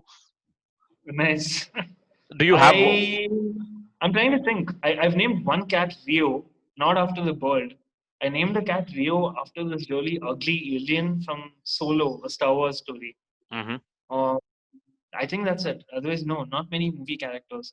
Oh Right. yeah, I'm forgetting some. Yeah, there's a dog called Gandalf the Grey. Um, not many, but there's a few. I have a cousin of mine who has two cats, and she said she named them Leia and what's the name of Han. yeah, Uh, Han and Leia, yeah, yeah, yeah. right? So my dog names are like it's all they're other animals, like even Okay, cats. I had a cat called Rabbit. I right, had a cat called Pigeon. I have a dog. I mean, I know a dog. I guess a stray dog right. who's called Foxy. Like different animals. Tiger. Yeah. We have this imagination still stuck in our head from the movies that we have watched in our childhood, right? For example, uh, if I talk about Spielberg's imagination, right? Spielberg had the Super 8 camera from which he used to repeatedly shoot the scene of two trains crashing, right? But apparently he couldn't get that action scene going in any of his movies. But one fine day when he was producing this J.J. Abrams movie called Super 8, Yeah. he ended up making that scene, right? Yeah. What In Super 8, it's the car colliding with the train, though. Yeah, Small, exactly. small. Exactly. What do you try to emulate? What movies affected you, and what movies did you try to emulate in your younger days? Uh, there were several. Back Hmm. to the Future was one. What did you do? So again, Yeah, I'm trying to think of a way to explain this without it being like really wonky and unrelatable. But in Back to the Future, the first scene where the car time travels, you have two characters and you have the car, and the car is speeding towards them, Hmm. and it's getting closer, and then the camera cuts to a different angle, and the car is far away from the people again. And then it cuts to the POV of the car, and then basically time is stretched where it keeps coming closer, but then there's a cut and it's far away, and then there's a cut and it's far away. I thought that was weird because in my mind it was like it should have hit by now, but Hmm. time is being, and so that was an editing trick that I kept trying to do with my short films. That I'd Right. have a toy car, I want to hit a wall, and then I'd switch the angle, and it looked like a mistake because I was doing it too extremely. In Back to the Future, it doesn't look like a mistake. It just looks like time has been stretched. Yeah.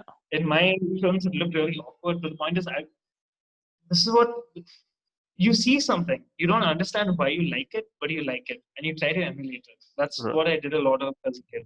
hmm. What So this what was one. what else you were affected by? Obviously, Roger Ebert and Spielberg, and I'm pretty sure you were also a big fan of Superman when you were a kid.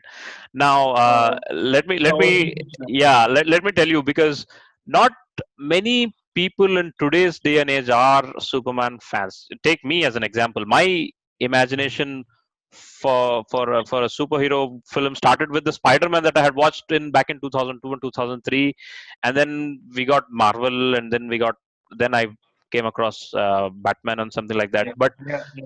it's after reading your articles that I've started exploring Superman movies, and Yeah, my you first go on review for Roger go was actually of yeah, Superman. go on about your love and fascination with Superman, and I'll conclude what I got from what you saw and wrote about. Okay. First of all, what I wrote about Superman was many years ago. So another thing about my writing for Roger is that I was still very young, and I think I said a lot of dumb shit. I don't think I'm shedding light on anything interesting. I still don't think I am, which is why I don't write. I don't think I have anything really worth You're saying. so Really wrong, but worth go saying. on. Okay, thank you. That's the side thought. About also because you mentioned it, those Spider-Man movies, one, two, and even three, I still maintain are the best superhero films ever made. Like Hmm. especially Spider-Man 2. I fucking love that film. Um, but about Superman, it's my mom showed it to me when I was again 9 or 10, because her brother had showed it to her. And prior to that, I had seen the Max Fleischer Superman cartoons from the 40s. I had seen some stuff, some animated shows and cartoons and whatnot. I used to read the comics a lot. But when I saw that film, which I saw for VHS in India, it actually blew my mind because those visual effects don't look fake, and they don't look fake to this day. Most of them, some shots do. You can Hmm. see the some shots look super fake, but a majority of them, especially the ones that were shot on wires in front of projections, they don't look fake because there's no sharp line between Superman and the sky. It just looks like he was in front of the sky and he's flying. Um, that blew my mind seeing that film and just everything about it. His performance, um, the goodness of him, the editing and the climax, the filmmaking throughout, the cinematography and the editing. John Williams' music, that was actually my proper introduction to John Williams. Everything about that film. And also Roger Ebert's review of it, by the way. Superman review, Roger Ebert's is the first one that shows up. Um, all yeah, I just love that film. I love Superman as a character, and sorry, I think you asked about the character, not the film. Now go on, whatever comes to your mind. Yeah, man, that film is just it's like it was the first serious attempt at doing a feature-length superhero film. There were Hmm. several before that. There were black and white ones, color ones, but Superman was the first one where they took it seriously and cast real actors. They put a real budget behind it. It wasn't just some shit for children. They tried to do something serious with it. And again, I'm not disparaging children's films, but there was and still is an attitude that you can put less effort into a children's program. Anyway, um, in fact, I think Batman Begins' biggest influence must be that big Superman movie, Hmm. because Batman Begins also took a similar approach. They're gonna go like sort of realistic. We're going to see the arc of this character, how it began. Uh, we are going to cast big actors in many multiple small roles. Like look at the cast of Batman Begins. I believe that Nolan has even talked about Superman being an influence. I'm not sure. I think I read this. Anyway, yeah. And yeah, I don't, I love the film. I love everything about it. The thing I have about issues with it as I grow up. I when I saw that movie after I watched your review, I just felt that there's this old school honesty in that film, right? It's just so goody good and so loving. So it has this charm. Yes, The it is old charming school, and it's honest. That's the yeah, thing. yeah. It's not fake. It It's is. not fake happy. It is sincere. The I think, goodness of yeah. it is I think that was very well. It was very nicely captured in this 2006 movie, the Superman Returns. Was that the name? yeah. I think that was such a loss for us, for the superhero fans like you and me. I think the Superman movie and the tone of that movie series should have been derived from that 2006 remake in a way, right? For some Yeah, strange yeah, reason, it didn't work, yeah. and it It was didn't work because discontinued. I guess it didn't have enough action for people. Mm, About you're talking about Superman Returns. yeah, Um, that is a very interesting film to me because it's obviously a tribute to the 1978 movie. yeah, It's also a sequel because it continues the storyline, but it's mhm, also a remake because a lot of the same beats are repeated again. right. And it's a reboot because it's a fresh Superman story. Hmm, It's the only film I can think of. Like The Force Awakens is like a remake and it is a sequel, the Star Wars movie. yeah, But but Superman Returns is like everything. It's a reboot, it's a remake, it's a right. sequel, it's a tribute. I don't love that film entirely, and the reasoning is just that I don't have as negative a view of it as Roger did. By the way, like Roger thought that it was too melancholy, and Superman looked like he was. I think he said dutifully trying to save the plane. He didn't Hmm. look like he wanted, like a duty. I don't have those issues with it. I love the fact that that film is so heartbreakingly sad. Like Superman is so isolated. He is. It's not the Man of Steel dilemma. Like Man Yeah. of Steel feels like fuck. I'm not a human. Who the fuck are these people to me? That kind of stuff. It's not that he wants to help, but there's a pathos to him. He's still separate from everybody else because of his dual identity and all of that. Anyway, I love Superman Returns. What did what? Apart from the fact that the actors are too, what I was getting to is that the actors are too young. I Hmm. feel that Brandon looks younger than Christopher Reeve when this is a Superman who has been Superman for years, left for 5 years and returned. Kate Bosworth looks like she's 24 and she is not. Honestly, she is the worst Lois Lane. I feel bad saying this about anyone. Margot Kidder was a great Lois Lane. Terry Hatcher was a great Lois Lane. Amy Adams, my favorite actor, did the best with what she got, but Kate Bosworth is not. What did you think of the Man of Steel then? I mean, I think you liked it, but do you like the way you didn't like it? Okay. Did you even what are your thoughts on where that style of Superman movie making went and how it ended up in Justice League and so on? Because Um, in my opinion, I'll just tell you one line: disastrous. But go on. I think. Look, I'm not a purist about this stuff. I Hmm. don't think that I don't. It's not. I'm not saying I don't like Man of Steel because it's not my Superman. You can make a Superman movie where his father tells him you're not supposed to save the humans. That's not my Superman, but it's fine. It's a different interpretation. I'm Hmm. cool with that. What I don't like about Man of Steel is that it's on its own terms. It's just bad in the sense that I feel like the flashbacks are kind of out of order and jumbled. They don't relate with the scenes preceding them. It's just random. And because of this loose structure, you don't have a sense of momentum. Clark Kent doesn't have any agency. He doesn't make any decisions. He the only decision he makes at the end is to kill Zod, which I don't think is critically like. I don't think it ruins Hmm. Superman killing a villain in that situation. You know what my But issue is? Like, I'm yeah, sorry to interrupt. Ever since DC made Batman Begins and Dark Knight, right? I know what you're talking Every other DC movie is going through this Batmanization or the Dark Knightization of itself, right? Everything becomes broody and dark and gritty and But the brittle. thing about that is they don't, at least in my opinion, I don't feel like they understand what Batman Begins and The Dark Knight did. It's not just a serious tone. Those films are still super entertaining and they're funny. Exactly. And they're not dark looking, like they take place at night, but they're well lit. And it's not desaturated. Like the Dark Knight is dark, but it's super colorful. Yep. Like Joker's green hair is striking. His purple clothes, it pops visually. It's Pops. not Yeah. like a bland blue dark mess, you know. Yeah. And I again, I as with the rest of this podcast, I don't think I'm really elucidating exactly what I feel. But with Man of Steel, I just feel like you have at the center of the film a character who doesn't make decisions, who isn't really, who's hearing opposing views from both his fathers, and ultimately doesn't really make a decision on his own. Things are thrust upon him. He Mm, does stuff over. There isn't that moment where he steps up and becomes a hero.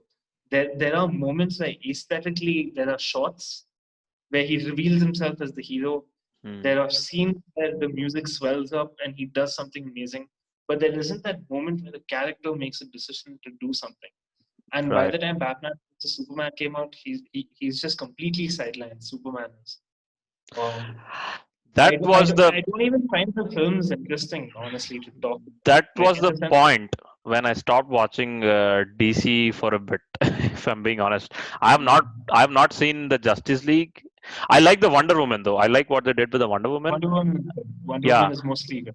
but Justice League, I didn't watch Shazam it. is good also, by the way. If you Oh haven't seen yeah, Shazam, I have heard about it. I'll it look has into that. some of that Sam Raimi, Tobey Maguire Spider-Man charm, Hmm. where it feels like it's about real people. Hmm. The thing about, okay, I'll get back to Shazam, but real quick, actually no, Even, I let's fuck Zack I Snyder. yeah, I didn't even watch the Aquaman. I didn't watch the Aquaman to be honest. But Aquaman's not bad. Aquaman is okay. a fucking mess. It's the clumsiest of all these movies. Aquaman is five movies colliding with each other, and Hmm. it's an explosion. Okay. And some scenes are very awkward. Some stuff is stupid, but it's an abundance of creativity. Okay. Basically, it's almost like someone told James Wan, "Here's $200 million. You are never gonna make a movie again." And he's like, "Fuck it, I'm gonna do everything I can in one movie." Oh, Right. it's super exciting. I went with my mom Right. in IMAX. Just Mm. blew our mind. It, almost in a bad way. It was too much. At Hmm. one point, my mom took off her 3D glasses and she turns to me and she says, "Oh, is this what it's like to be high?" Like, because she was just so like out of it. Because it was super exhausting. But I really enjoyed Aquaman Hmm. on a surface on when I say surface level, I don't mean that there isn't deeper enjoyment to be had with it, Right. but there are some things about it that are weird. But overall, the action scenes are very well constructed. There's a lot of visual creativity.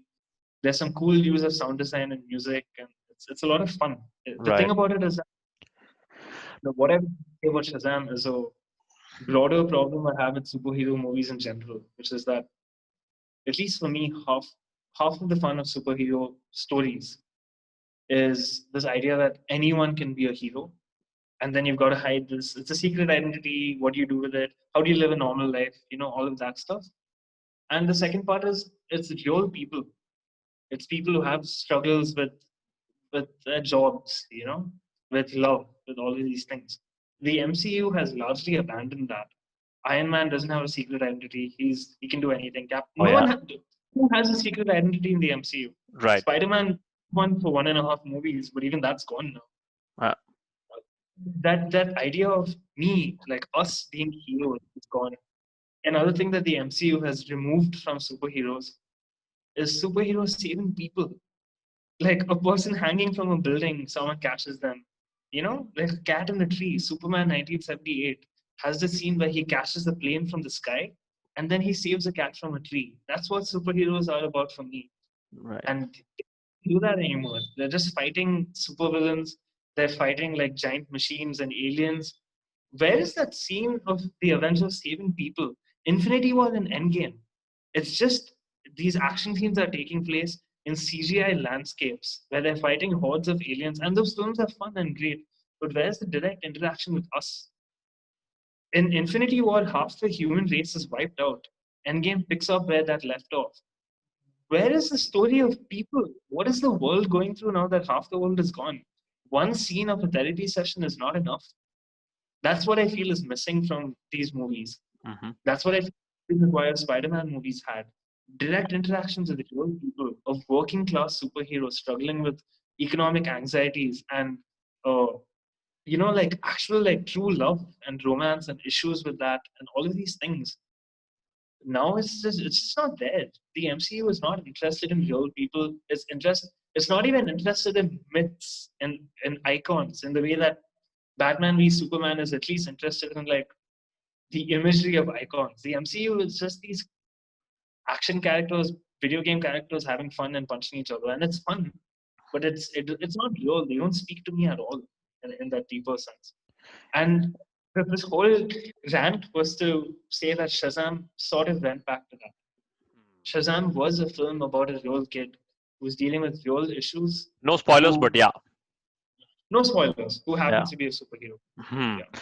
Were you so you're almost running on this train of thought that uh, superhero movies have become these adventure rides? Exactly what Martin Scorsese said. Did you read that He statement? he was right. So his statement was that they're theme park rides, and people Hmm. took it as an insult. It's not. I mean, if fine, you can pretend that this is more than that, but let's keep it real. These are theme park rides. When I say that, I'm not being disparaging. No, I Scorsese said it's not film. I don't agree with that. If it's a film, it's a film. It's not a good film. It may not be a serious film, but it's a movie. It's a film. Again, I'm not interested in the distinction between movie and film, whatever, who gives a fuck. But these are just not real things that make you feel better.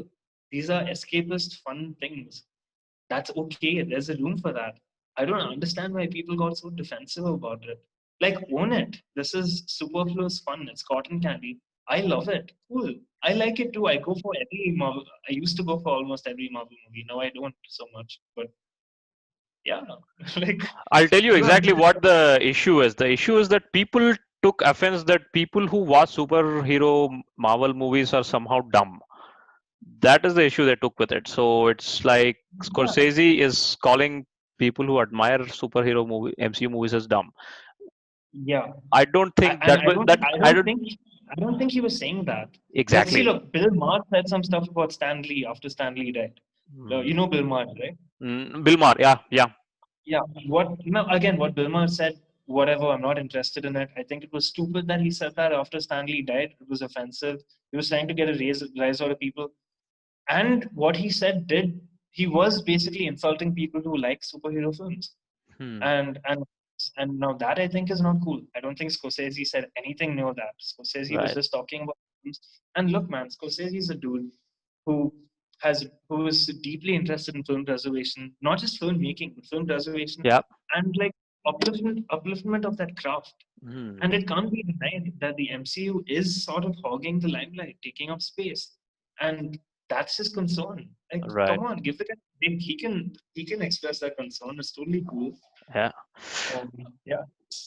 So you have predominantly spoken about Spielberg and your fascination with fantasy and action, and Yeah. um, as you grow up, don't you think Mm. you've gravitated towards films which are about real things? For example, in my case, right, that was the thing with my case. But as I grew up, I started watching more movies that are made on the issues of, for example, racism or class disparity or something like that, right? For Yeah.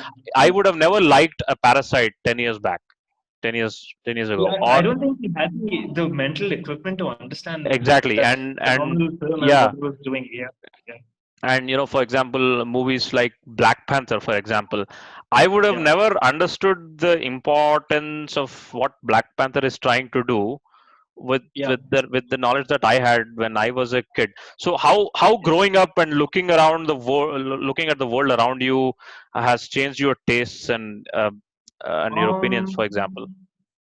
So broadly speaking, I don't watch many films anymore. So what Really? happened was, yeah. When I entered college, I got super busy with college work, and that's when my mind started opening up, and I started reading more and thinking more and all of this stuff, making more things. But I wasn't like actively pursuing films like I used to. And the number of films I watched every year dropped. It would be like 300, 100, 50, 20, 21. I mean, 17. Like it just kept going down. Um, and how have my tastes evolved? One thing I can chart very clearly is that my tastes, like since we were talking about superhero films, within superhero films, my tastes have changed like a lot. I deeply respect something like Spider-Man 2, which is interested in the person, not just the hero. When Hmm. I was a kid, I guess I even as a kid I liked Spider-Man 2 the most. Maybe there is something to that film, like, Yeah. but um, I think I just watch more films now, not more in quantity, but more variety. Right. Like initially, it was just yeah, superhero stuff. Now Yeah. I watch fewer films, but I try to expand the types, the flavors that I'm getting, basically. Right. Right. Like, but I still, broadly speaking, I still watch mostly popular blockbusters. I wish that wasn't the case. Um, in the months of December to February, I try to catch up with all the smaller movies because that's when all the screeners come out and all that Right. stuff. But yeah, I it's a broad question. Do you have any specifics? N- Any? Uh, I'll tell you. Do you have the time to catch up with good series? For example, we are now living in an era where we can safely say that the series on the Netflix or on HBO are far more better than the movies that are coming out. Do you have time to catch up with that? And I having had all this childhood full of Spielbergian action, how do uh, you watch great stuff from today's age? Does the stuff from yeah. the childhood look irrelevant or something like that to you? No, but that never happens. Like, Right. yeah, some films age. It's not that I have a kind of uncritical, blind love for the stuff I liked. Yeah. I rewatch a lot of stuff that I liked, and I see, oh, this isn't that good actually, or Exactly. this thing is pretty boring, or this thing is way better than I remembered. Hmm. And I don't have that nostalgia for. Oh yeah. I'm not as nostalgic as I used to be. Even at the time I made that Spielberg tribute, I was very blind about like this was like just 5 years ago or 7 years ago, whatever. Hmm. But I thought like this man can do no wrong. I have since grown up. I realized that a lot of his films are. We'll get to that actually. Right. That really relates to Temple of Doom, but we'll come back to that. But about uh films that I watch now, I'm so sorry. I went off on a tangent and I lost my Yeah, I original was question. talking about. Do you have the time? Do you have the time to explore the series that come out, the good ones?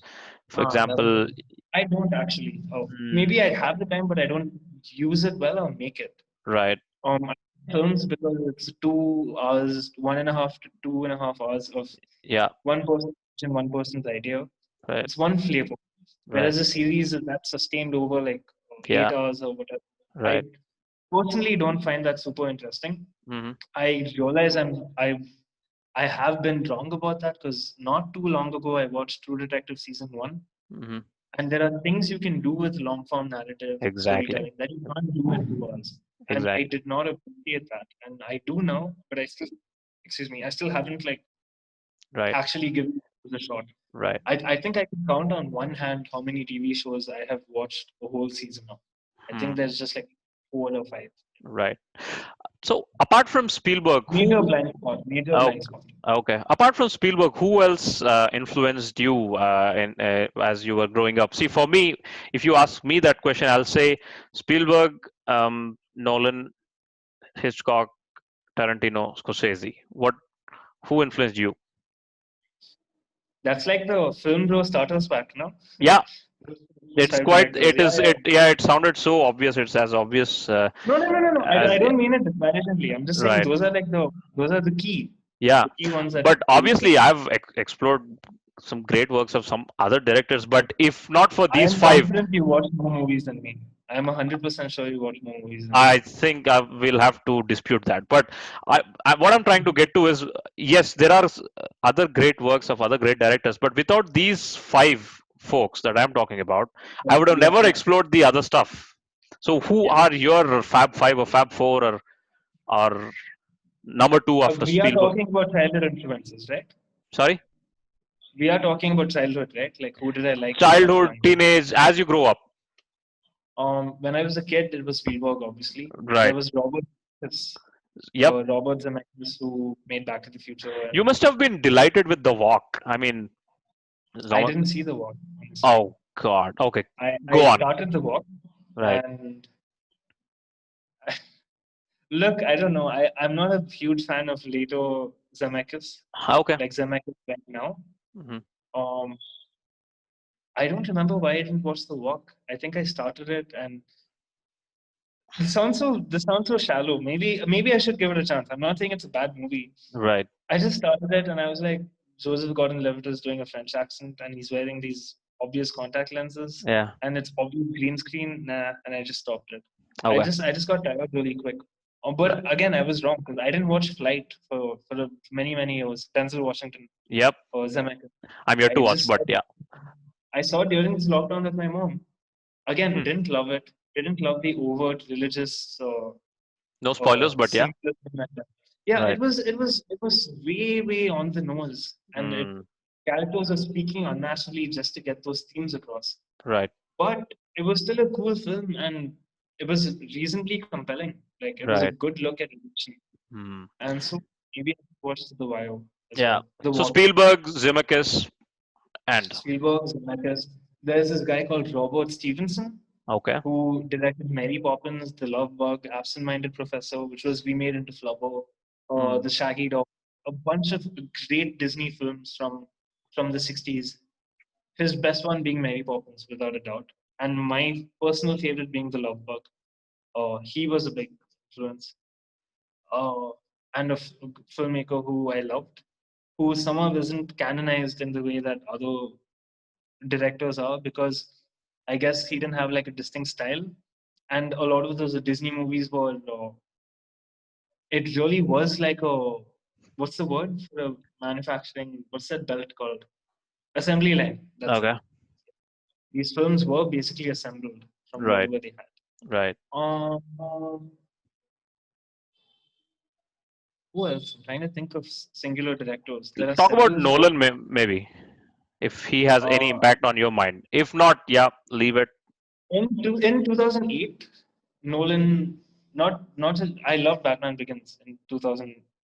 Six, Five, five ish. 2005. Yeah, in 2005, it released in June. It was on my sister's birthday that I went for it.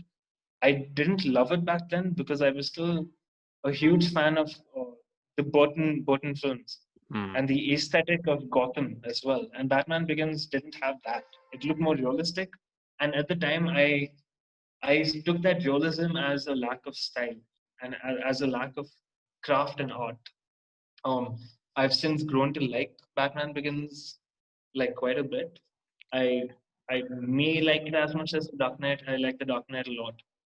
Dark Knight was one of those movies in 2008. Like I saw that film and I knew like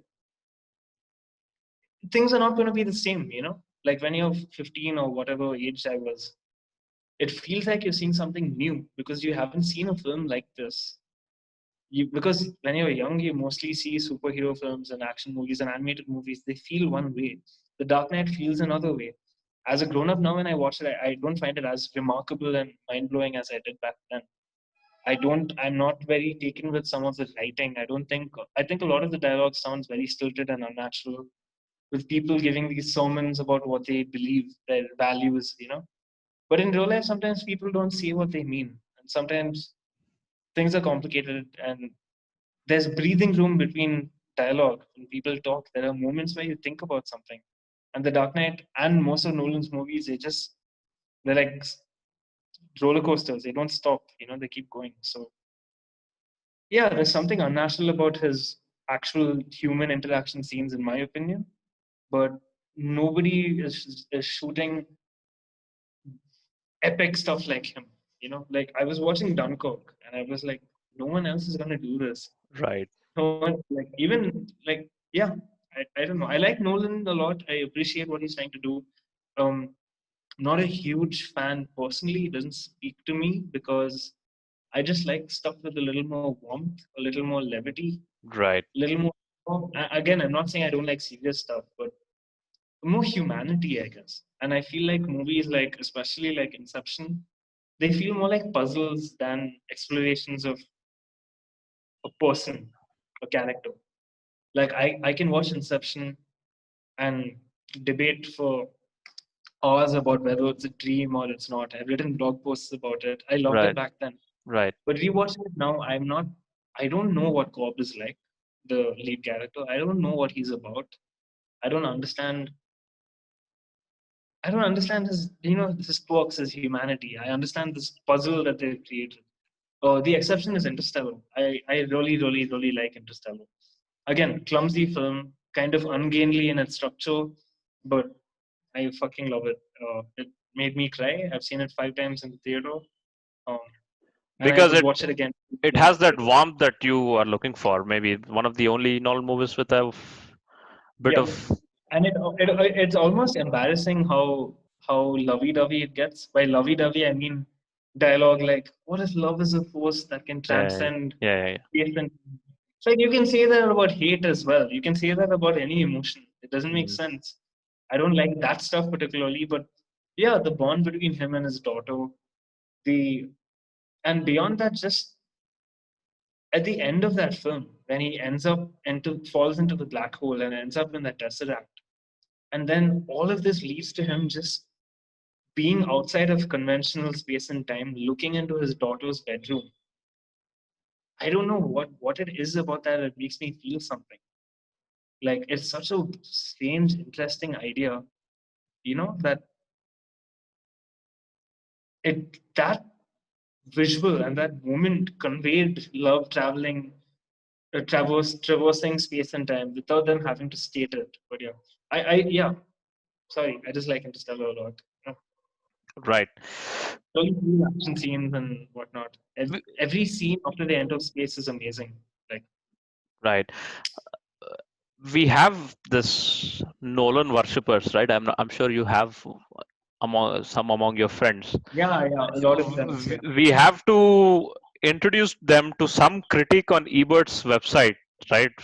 I think I'm not sure who wrote it, but they all write. They all wrote some critiques on the complaints about Nolan's films and how they have too many cuts and too many edits. Not sure if you read that article. Oh shit! You're talking about Jim Emerson. Yeah, Yes, you Jim met Emerson. this guy. So that, yeah, yes, I have. Now, Okay, his writing on The Dark Knight is what you're specifically talking about. Dark Knight He analyzed, and he Inception as well. and Inception as well. But he wrote a number of pieces on Dark Knight analyzing the visual language of that truck chase. Now, that truck chase is awesome. They're shooting real trucks on a real road. And if it's not a real truck, it's almost always miniatures of like the tumbler smashing into Mm, the truck and what. The tumbler is the Batmobile. Um, so there is a lot of really cool actual filmmaking that's done there. But Jim Emerson's point, and a point that I largely agree with, is that the stuff wasn't really storyboard. Maybe it was storyboarded, but at the end of the day, the film language sort of confuses the action rather than helping clarify it. You have a truck going from left to right, then you cut to the inside of the truck, and the characters are sitting the other way. So it's a little disorienting. It doesn't distract as much when you watch the scene. I don't think it's fundamentally flawed, but I think with a few fixes, I think that scene could have been elevated even more. I think Jem Newson's point was just that the actual work is amazing, but there is stuff that's happening in post, and there is a lack of stuff happening in pre-production that is holding these scenes down. And I broadly, yeah, I agree with that sentiment. I've never thought that about Spielberg, for example. Like his action scenes, they just flow. Like it doesn't. You never get a sense of like, oh, what's happening here? Why is that shot at there? And that's the thing about film, right? At the end of the day, it's an assembly of shots at different angles.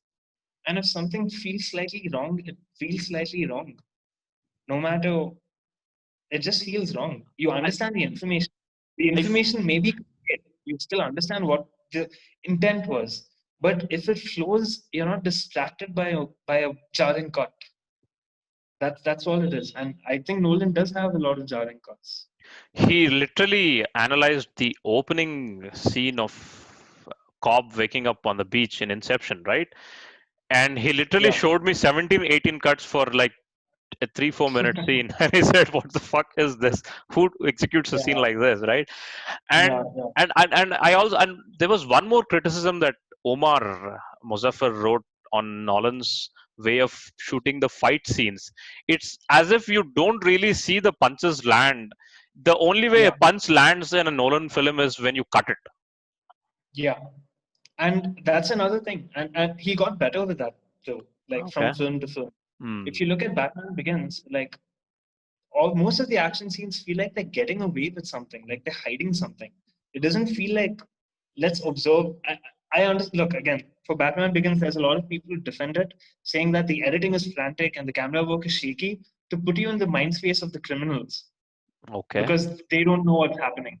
Fine, that's fair for the first few scenes, but by the end of it, when Batman is fighting Ra's al Ghul, someone who's not afraid of him, it's an Exactly. even match. The camera work is still fucking clumsy and messy, and it's hiding the fact that the fight choreography may not be great, or if it is great, then the camera work is not showing that.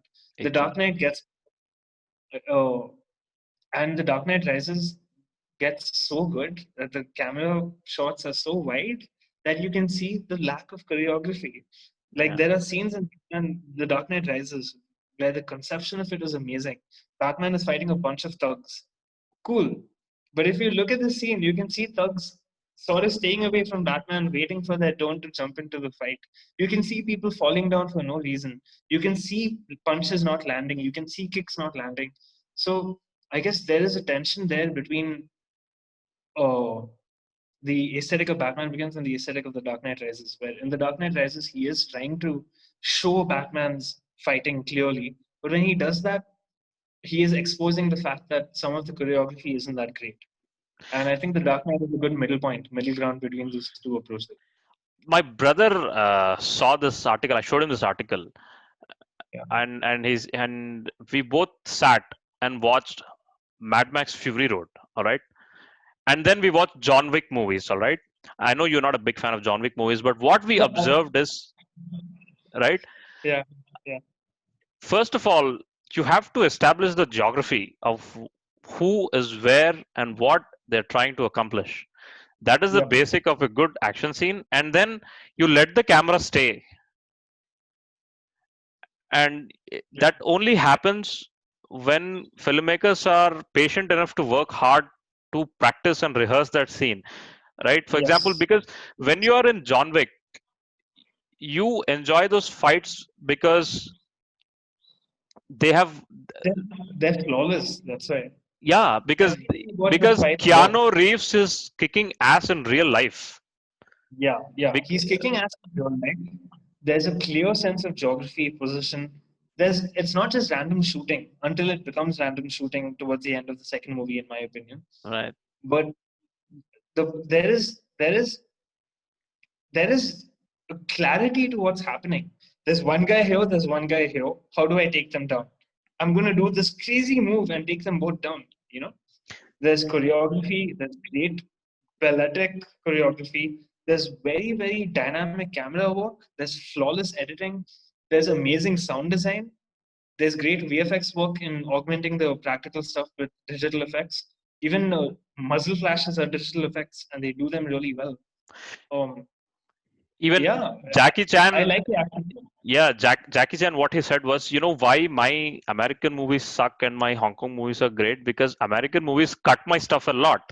They don't Yep, let my work stay there. yep, And American movies are not patient enough to shoot a scene 100 times. For example, when he's shooting a Hong Kong film, right? Imagine a scene of him kicking a rock, kicking a football, which will hit a thug's head, and he falls down, yes, right? I've seen that. Yeah, Yeah, yeah, yeah, that scene yeah, would take at least 50 takes to get it right, yeah, exactly the way he yeah, wants it, right? But what he Yeah, says yeah, is American movies are not really patient. Either they'll CG that football, or they'll just cut in 2 3 shots and just don't let that yeah. punch land. That is a fundamental difference in approach to filmmaking, and that's the thing about Jackie Chan, is wide shots. Take the camera away from me, see everything that I'm doing. That's one thing. Number Right. two is, this is an environment. It's not just two people fighting in a vacuum. We're Hmm. fighting in a factory. Oh, there's a ladder here. Let's incorporate that into our action scene. And Exactly. you've seen that scene with the ladder. There's like a step ladder. Yeah, yeah, yeah, There's yeah, one yeah. action. I don't know. I forget which movie that's from. It's amazing the stuff that he does with it. Right. And again, it's so obvious that those things took a lot of rehearsal. There's a moment where he jumps between the beams of the ladder. Exactly. They practiced that without one of the beams, and then they added a beam. The point is, it takes hundreds of takes. It's Yeah. Yeah. And yeah, you can just feel it when you watch the film. Like, Right. you are impressed by what has been shot. Hmm. There's nothing like it, if you're like, Right. that's another thing that the Marvel movies I genuinely don't think they have. I've never seen a scene from a Marvel movie as enjoyable as they are and thought, wow, how did they do that? Like, that's crazy. There's a scene from Spider-Man 1, the Tobey Maguire one, where Peter is just finding out about his powers. He's sitting in the lunchroom. Mary Jane walks by with a tray. She slips on some coke, and all the food goes up. Do you remember this? He catches the tray, and with the tray he catches all the food. They shot that practically. Wow. Yeah, and it took hundreds of takes to get it right. That's exactly And why it lands. yeah, and when you watch that scene, you are never thinking that looks CG, that looks fake. It just happens, and oh, Peter caught those things. Right. Either you're not distracted by it or you're amazed by it. Yeah. But that's what it is, man. These Right. films are amazing. Dude, you have a YouTube channel which at least has, I think, two. I think it has 10 million views. Yeah. Right. but but 6.5 of them are from one video, so I don't think Yeah. that's even. It doesn't matter. You have 10 million views worth Yeah. of YouTube channel, and you're not making too many YouTube videos.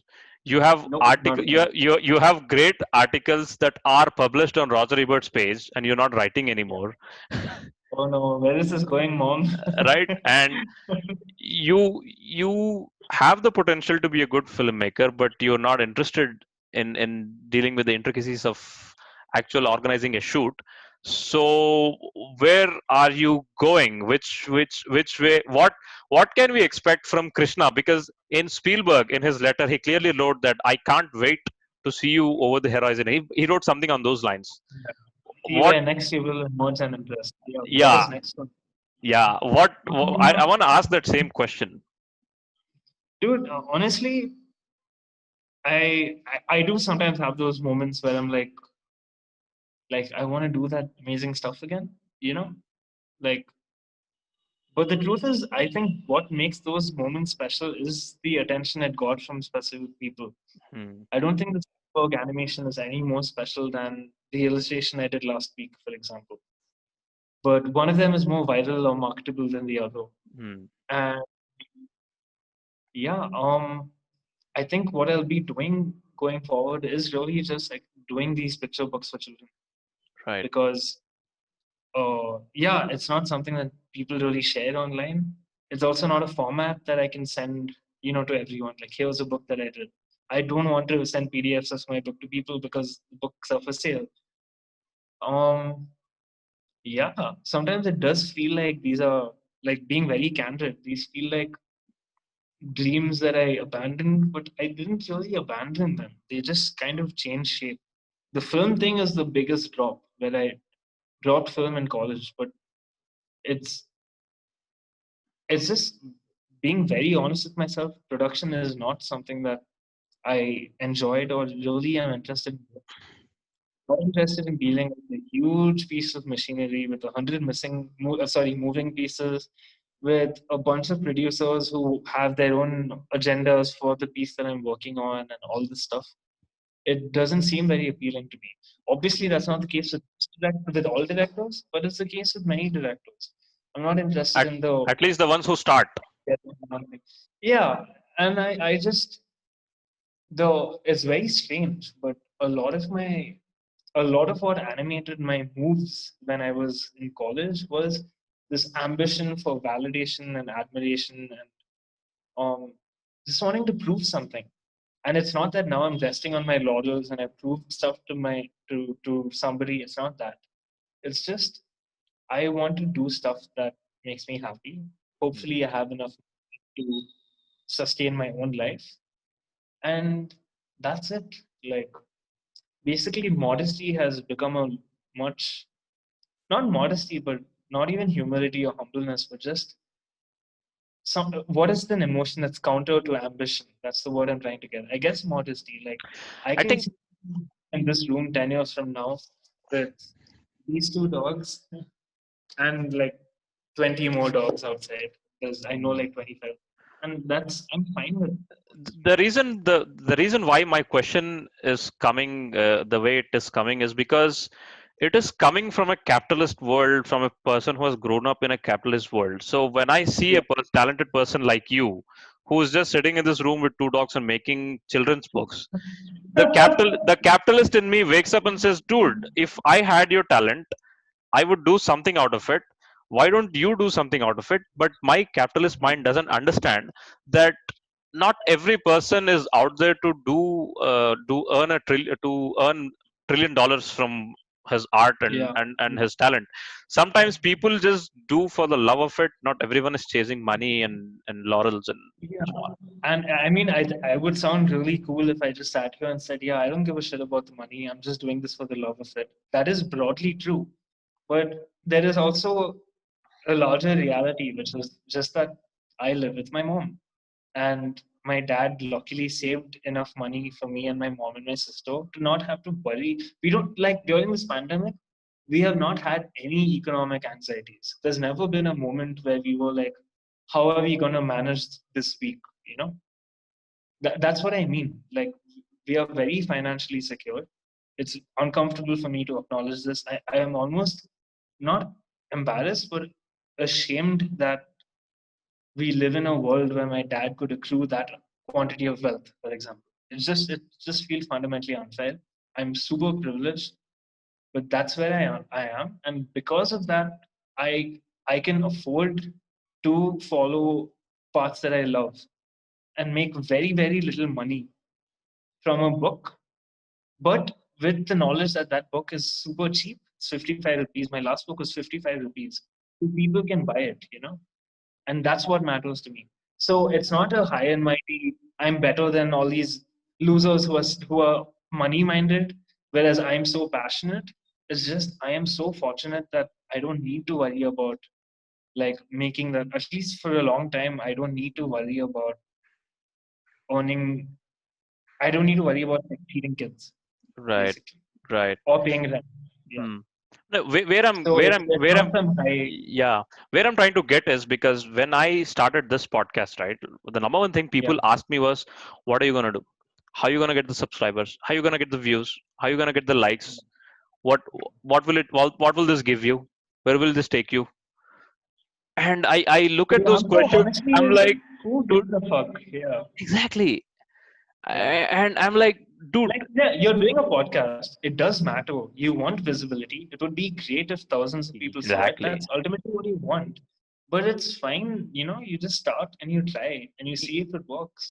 Like, Even more than what I want is I want something beyond the numbers, right? When you talk about visibility, right, it's not just I want 100,000 eyeballs. It's just that I want to exactly. spark at least, if I spark 100,000 conversations based on what we have discussed on a podcast, would be a, Exactly. that would 100%. be a satisfying achievement, not Yeah. 100,000 Yeah. views, right? Yeah. Or you can get 100,000 views from this video, or you But could get 300 views, but five people are super engaged, you know? yeah, Like, we don't like you we don't said, understand that satisfaction in today's world. We just understand big, massive, yes, mind-boggling numbers. that's the thing. Even when I was a kid and I wanted to be a filmmaker, relatives would say, like, remember me when you win an Oscar. And it's like, hey, like, if I said I want to be a scientist, you're not going to say, remember me when you win Nobel Prize. Do they give Nobel Prizes for science? They do, right? Yeah. Yeah, it's like with this field, especially podcasts, art, there's always Show people know the business. famous ones. There's always people know the famous ones. Right. And people used to keep telling me when I was a kid, again and again, especially when I was older, to dissuade me from being a filmmaker. They used to say there's only one Spielberg. People don't know most directors. And that's true. Most directors are not household names. But who gives a fuck about being a household name? Like, if you're making a film that you want, and obviously we live in material reality where you need money to live. It's unfortunate that it's so money driven, but that's the world we live in. Those we we That's cannot what matters. we cannot fathom the fact that there are people who don't give a fuck about being a household name. That is what. Exactly, Yeah. exactly. And Right. that's the thing. Like, obviously, I enjoyed it when my stuff went viral. Like, it's fun. Yeah. You feel like, ooh, I made something that people saw, but it's not something I pursued on purpose. It never was. It's not like my Gravity video went viral and then I seized that format and did many videos like that. I did that, it went viral, good, I'm happy, cool. In fact, my career has been a series of failures to capitalize on a moment. You know, I got a letter from Spielberg. Ooh, I can set up social media pages and get all those followers. But no, I had one Facebook private profile. I got thousands of friend requests. I ignored all of them and then I failed. Like if I had my Instagram page back then, who knows what would have happened. So in that way, yeah, I've fucked up a little bit by not really capitalizing or monetizing some moments that fell into my lap, and I But screwed up. monetization was never your pursuit. It was not. It really wasn't. My YouTube channel also. It's like that gravity video. I could have made more than 1 lakh rupees, by the way, because they claimed it violated copyright, and I was like, okay, cool, whatever. 6.5 million views later, when I understood copyright law more, I disputed it, saying uh, this actually falls under fair use because my video, is not a product that's competing with Gravity or Superman. It's not acting as a replacement. I haven't just re-uploaded a scene or a song. It's a parody, it's an edit, it's a transformative use of your intellectual property. I've changed it from its original intention. And then they were like, you know what? Yeah, you're right. And now it's mine. But Right. all that money from 6.5 million views has gone to them. And I have an idea of how much money you can make because I did a video which got 700,000 views and I got 40,000 rupees from that. So if you expand that Yeah. to half Into million 10. views, that yeah. That's a That I car. left on the yeah. But yeah, that's the only time I made money from YouTube. By the way, was that 140,000 rupee chunk, and then after that they changed their policy. I think you need a certain number of hours watched in the last year for your videos to be monetizable. And yeah, I just again, it's not because I'm some pure spirit who doesn't care about money. It's just fortunate that I happen to have enough to not worry about it. But yeah, I wealth accumulation and all this stuff is not my game at all. And Mm. yeah, that's just Dude, I think if I ever had to do a podcast for a Guinness record of the longest ever podcast ever done, I think you would be among my top three, four candidates to attempt dude. that big. Honestly, let's do it. This has been fun. Honestly, like Oh, cool. But if I I don't ever, mind going on by the way. I'm suspecting you're wrapping up, but I don't mind at all. yeah, because there is a lot to talk about. I mean, we have still clipped our tip. There. I think you have a lot to say about Temple of Doom, which deserves a podcast in its own. All right. And Yeah. apart from that, there are many other things that you'd like to say which deserve a podcast of its own. You know what? We'll club all these together, and I'll just try to Google and see what the world record for the longest podcast is. You, along with I, I have a couple of other people who with whom I can do, but with you, I can talk about stuff which we mutually love, right? So that will be more fun. It will be less exhausting while we snack our pastas and lunches and dinners as we go on. Yeah. Oh, But so you're saying you'll be on live and you'll keep cycling the guests, something like that? no, I have three guests in my mind. Okay. Not Oh, sure you with. mean we just the two of us for the longest podcast? Yes, I don't know if that's possible because there are podcasts that have exceeded like 24 hours and stuff. I don't know. There are people So if you are trying up to beat for the it, I'm. challenge. No, what I'm trying to get to is, if I ever conjure an effort like that, and I could, Cool. yeah, I could only imagine 2 3 people who would be sitting on the other side of the chair, and you That's would be very one. flattering. I can see that working. Honestly, I could talk Yeah, for hours. yeah. So It's if very rare that I talk to someone who's seen Temple of Doom. Like, you are one of three people who I know who have seen Temple of Doom. I'm not talking about like Roger Ebert's Correspondence and stuff. I'm Mm-mm-mm-mm-mm. saying in daily life over here, Right, and my right, friends, like friends from India, and enjoyed no it. one's seen it. Yeah, Yeah, uh, most of them don't like it. it's Like, my wet dream, right? It's my wet dream is to have like a big proper screen and watch all the childhood movies that inspired me, because I've watched them all on little fucking Toshiba laptops, right? I still yeah, enjoyed it. yeah. There's No, nothing, I understand. Yeah. but I've seen Jaws on the big screen. I've seen E.T. on the big screen. hmm, And that's it. Yeah. In terms of Spielberg's old films, that's it. maybe we can do a breakdown. You know what we'll do? We'll just probably take Spielberg's movies and just sit and break down for 24, 48 hours, and that will be a Guinness record We could. probably. And that's the interesting thing is because once we get to Temple of Doom, I think that's a turning point in his career where he changed fundamentally as a filmmaker. Right. I think the reviews of Temple of Doom, because of Hmm. how violent and aggressively unpleasant that film can be sometimes, Yeah. I think that's the point where he started, in my opinion, trying to be too likable, forcing his Hmm. films to be likable, sweet, and and forcing happy endings onto movies that didn't warrant them, like Minority Report and Artificial Intelligence. I think that's where he leaned into saccharine, schmaltzy, sentimental stuff that That is kind of one. That is one complaint on Spielberg's movies, right? It's that. but that wasn't the case. Jaws doesn't have that. You look at Yeah. Jaws. Close Encounters does, but it works within that framework, that narrative. Hmm. And it's not a happy ending. The fucker abandons his family, Yeah. who he doesn't get along with at all, and goes to space. Right. Yeah. So I think Temple of Doom is a super important film. And also, I think it's his least favorite film that he's made. Like, he Right. keeps talking about he hates that film. Everything that came from it was shit. It was the only thing that came from it is his wife, right? Kate Capshaw. Exactly. Exactly. Really, Yeah. oh, yeah. Dude. Shady Yeah. story over there, but let's not get into it. I've just in the past 10 minutes I've come up with 5 to 10 topics that we can talk about. I'm sure there are more, Yeah.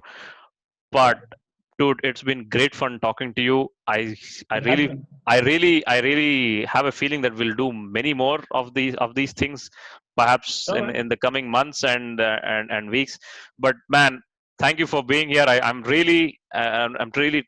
I don't know if you have a bigger admirer apart from your family members. I don't know if you have a bigger admirer than me, but I can bet my savings on that. I truly love your work. Keep going, brother. Keep going Thank you so strong. much. That means a lot. That means a lot, tell honestly. tell Thank you. people tell people about your YouTube channel, which you don't work on, your Instagram page but you're reasonably active in, and your Facebook page as well. Tell about your social media presence, please. My Instagram is Krishna Bala Shenoi. The spelling will be there in the description, right? Right.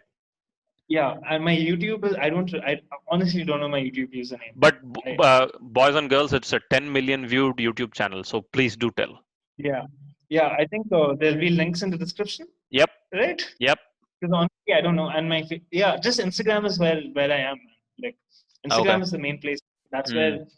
I share stuff about like my daily work life. I share my hill Hmm. stations, my dogs, a lot of Yeah. my dogs. Right. I don't use any other social media right now. It's mostly just Instagram. Dude. In fact, that's this part, right? This Right. conversation about the podcast. Hmm. I really hope people just wake up from their fascinations with rich and successful people and recognize that there are talented people among them which are not really chasing wealth and 125,000%, dude. Honestly, yeah, like, there are people around you whose point is not to chase wealth and materialistic yeah. pleasures in the world. There are people who And are again, I just to be very clear, I'm not under any illusions of being that person. no, I'm not because someone who, yeah, the yeah. reason why I'm bringing this up, because when people say, why did you do a podcast with Krishna, who is he? I'm like, unless I tell Yeah. them he got a letter from Spielberg, there is no other way I can convince them that he is someone who's interesting enough Yeah, to talk for about. sure, for sure, With for sure. or without the Spielberg letter, with or without Ebert's correspondence, you're still the you're still Krishna, right? You're still this Exactly. interesting artist that we can talk on stuff Yeah. for a The long, same long time. conversation could have happened without the Spielberg letter and the Roger Ebert Exactly. connection. But I But real yeah, I my point is to my point is to drag people, grab by the collar and show them that there are people like Krishna around who are talented, but they're not really chasing what you want them to chase, exactly. right? It's hard So for people to understand. It's hard for my own family to understand. Like, why are you choosing to stay in India? Like, you can go work abroad and make way more money. And it's not just money. It's not just that they're the materialistic. respect for It's the also work. that respect for the work. In India, yeah, you're going to be underpaid. There's people don't give a shit about quality. Half of my books, frankly, have been printed really badly. There's mistakes, all of this stuff. That's not going to happen abroad. True, but I love this place. I am very comfortable with being comfortable, and I just don't. I think there's work to be done here in this country. I think Hmm. there is. I think I know for a fact that me and a few people who I'm working with are genuinely trying to elevate what picture books are. It's not going to read.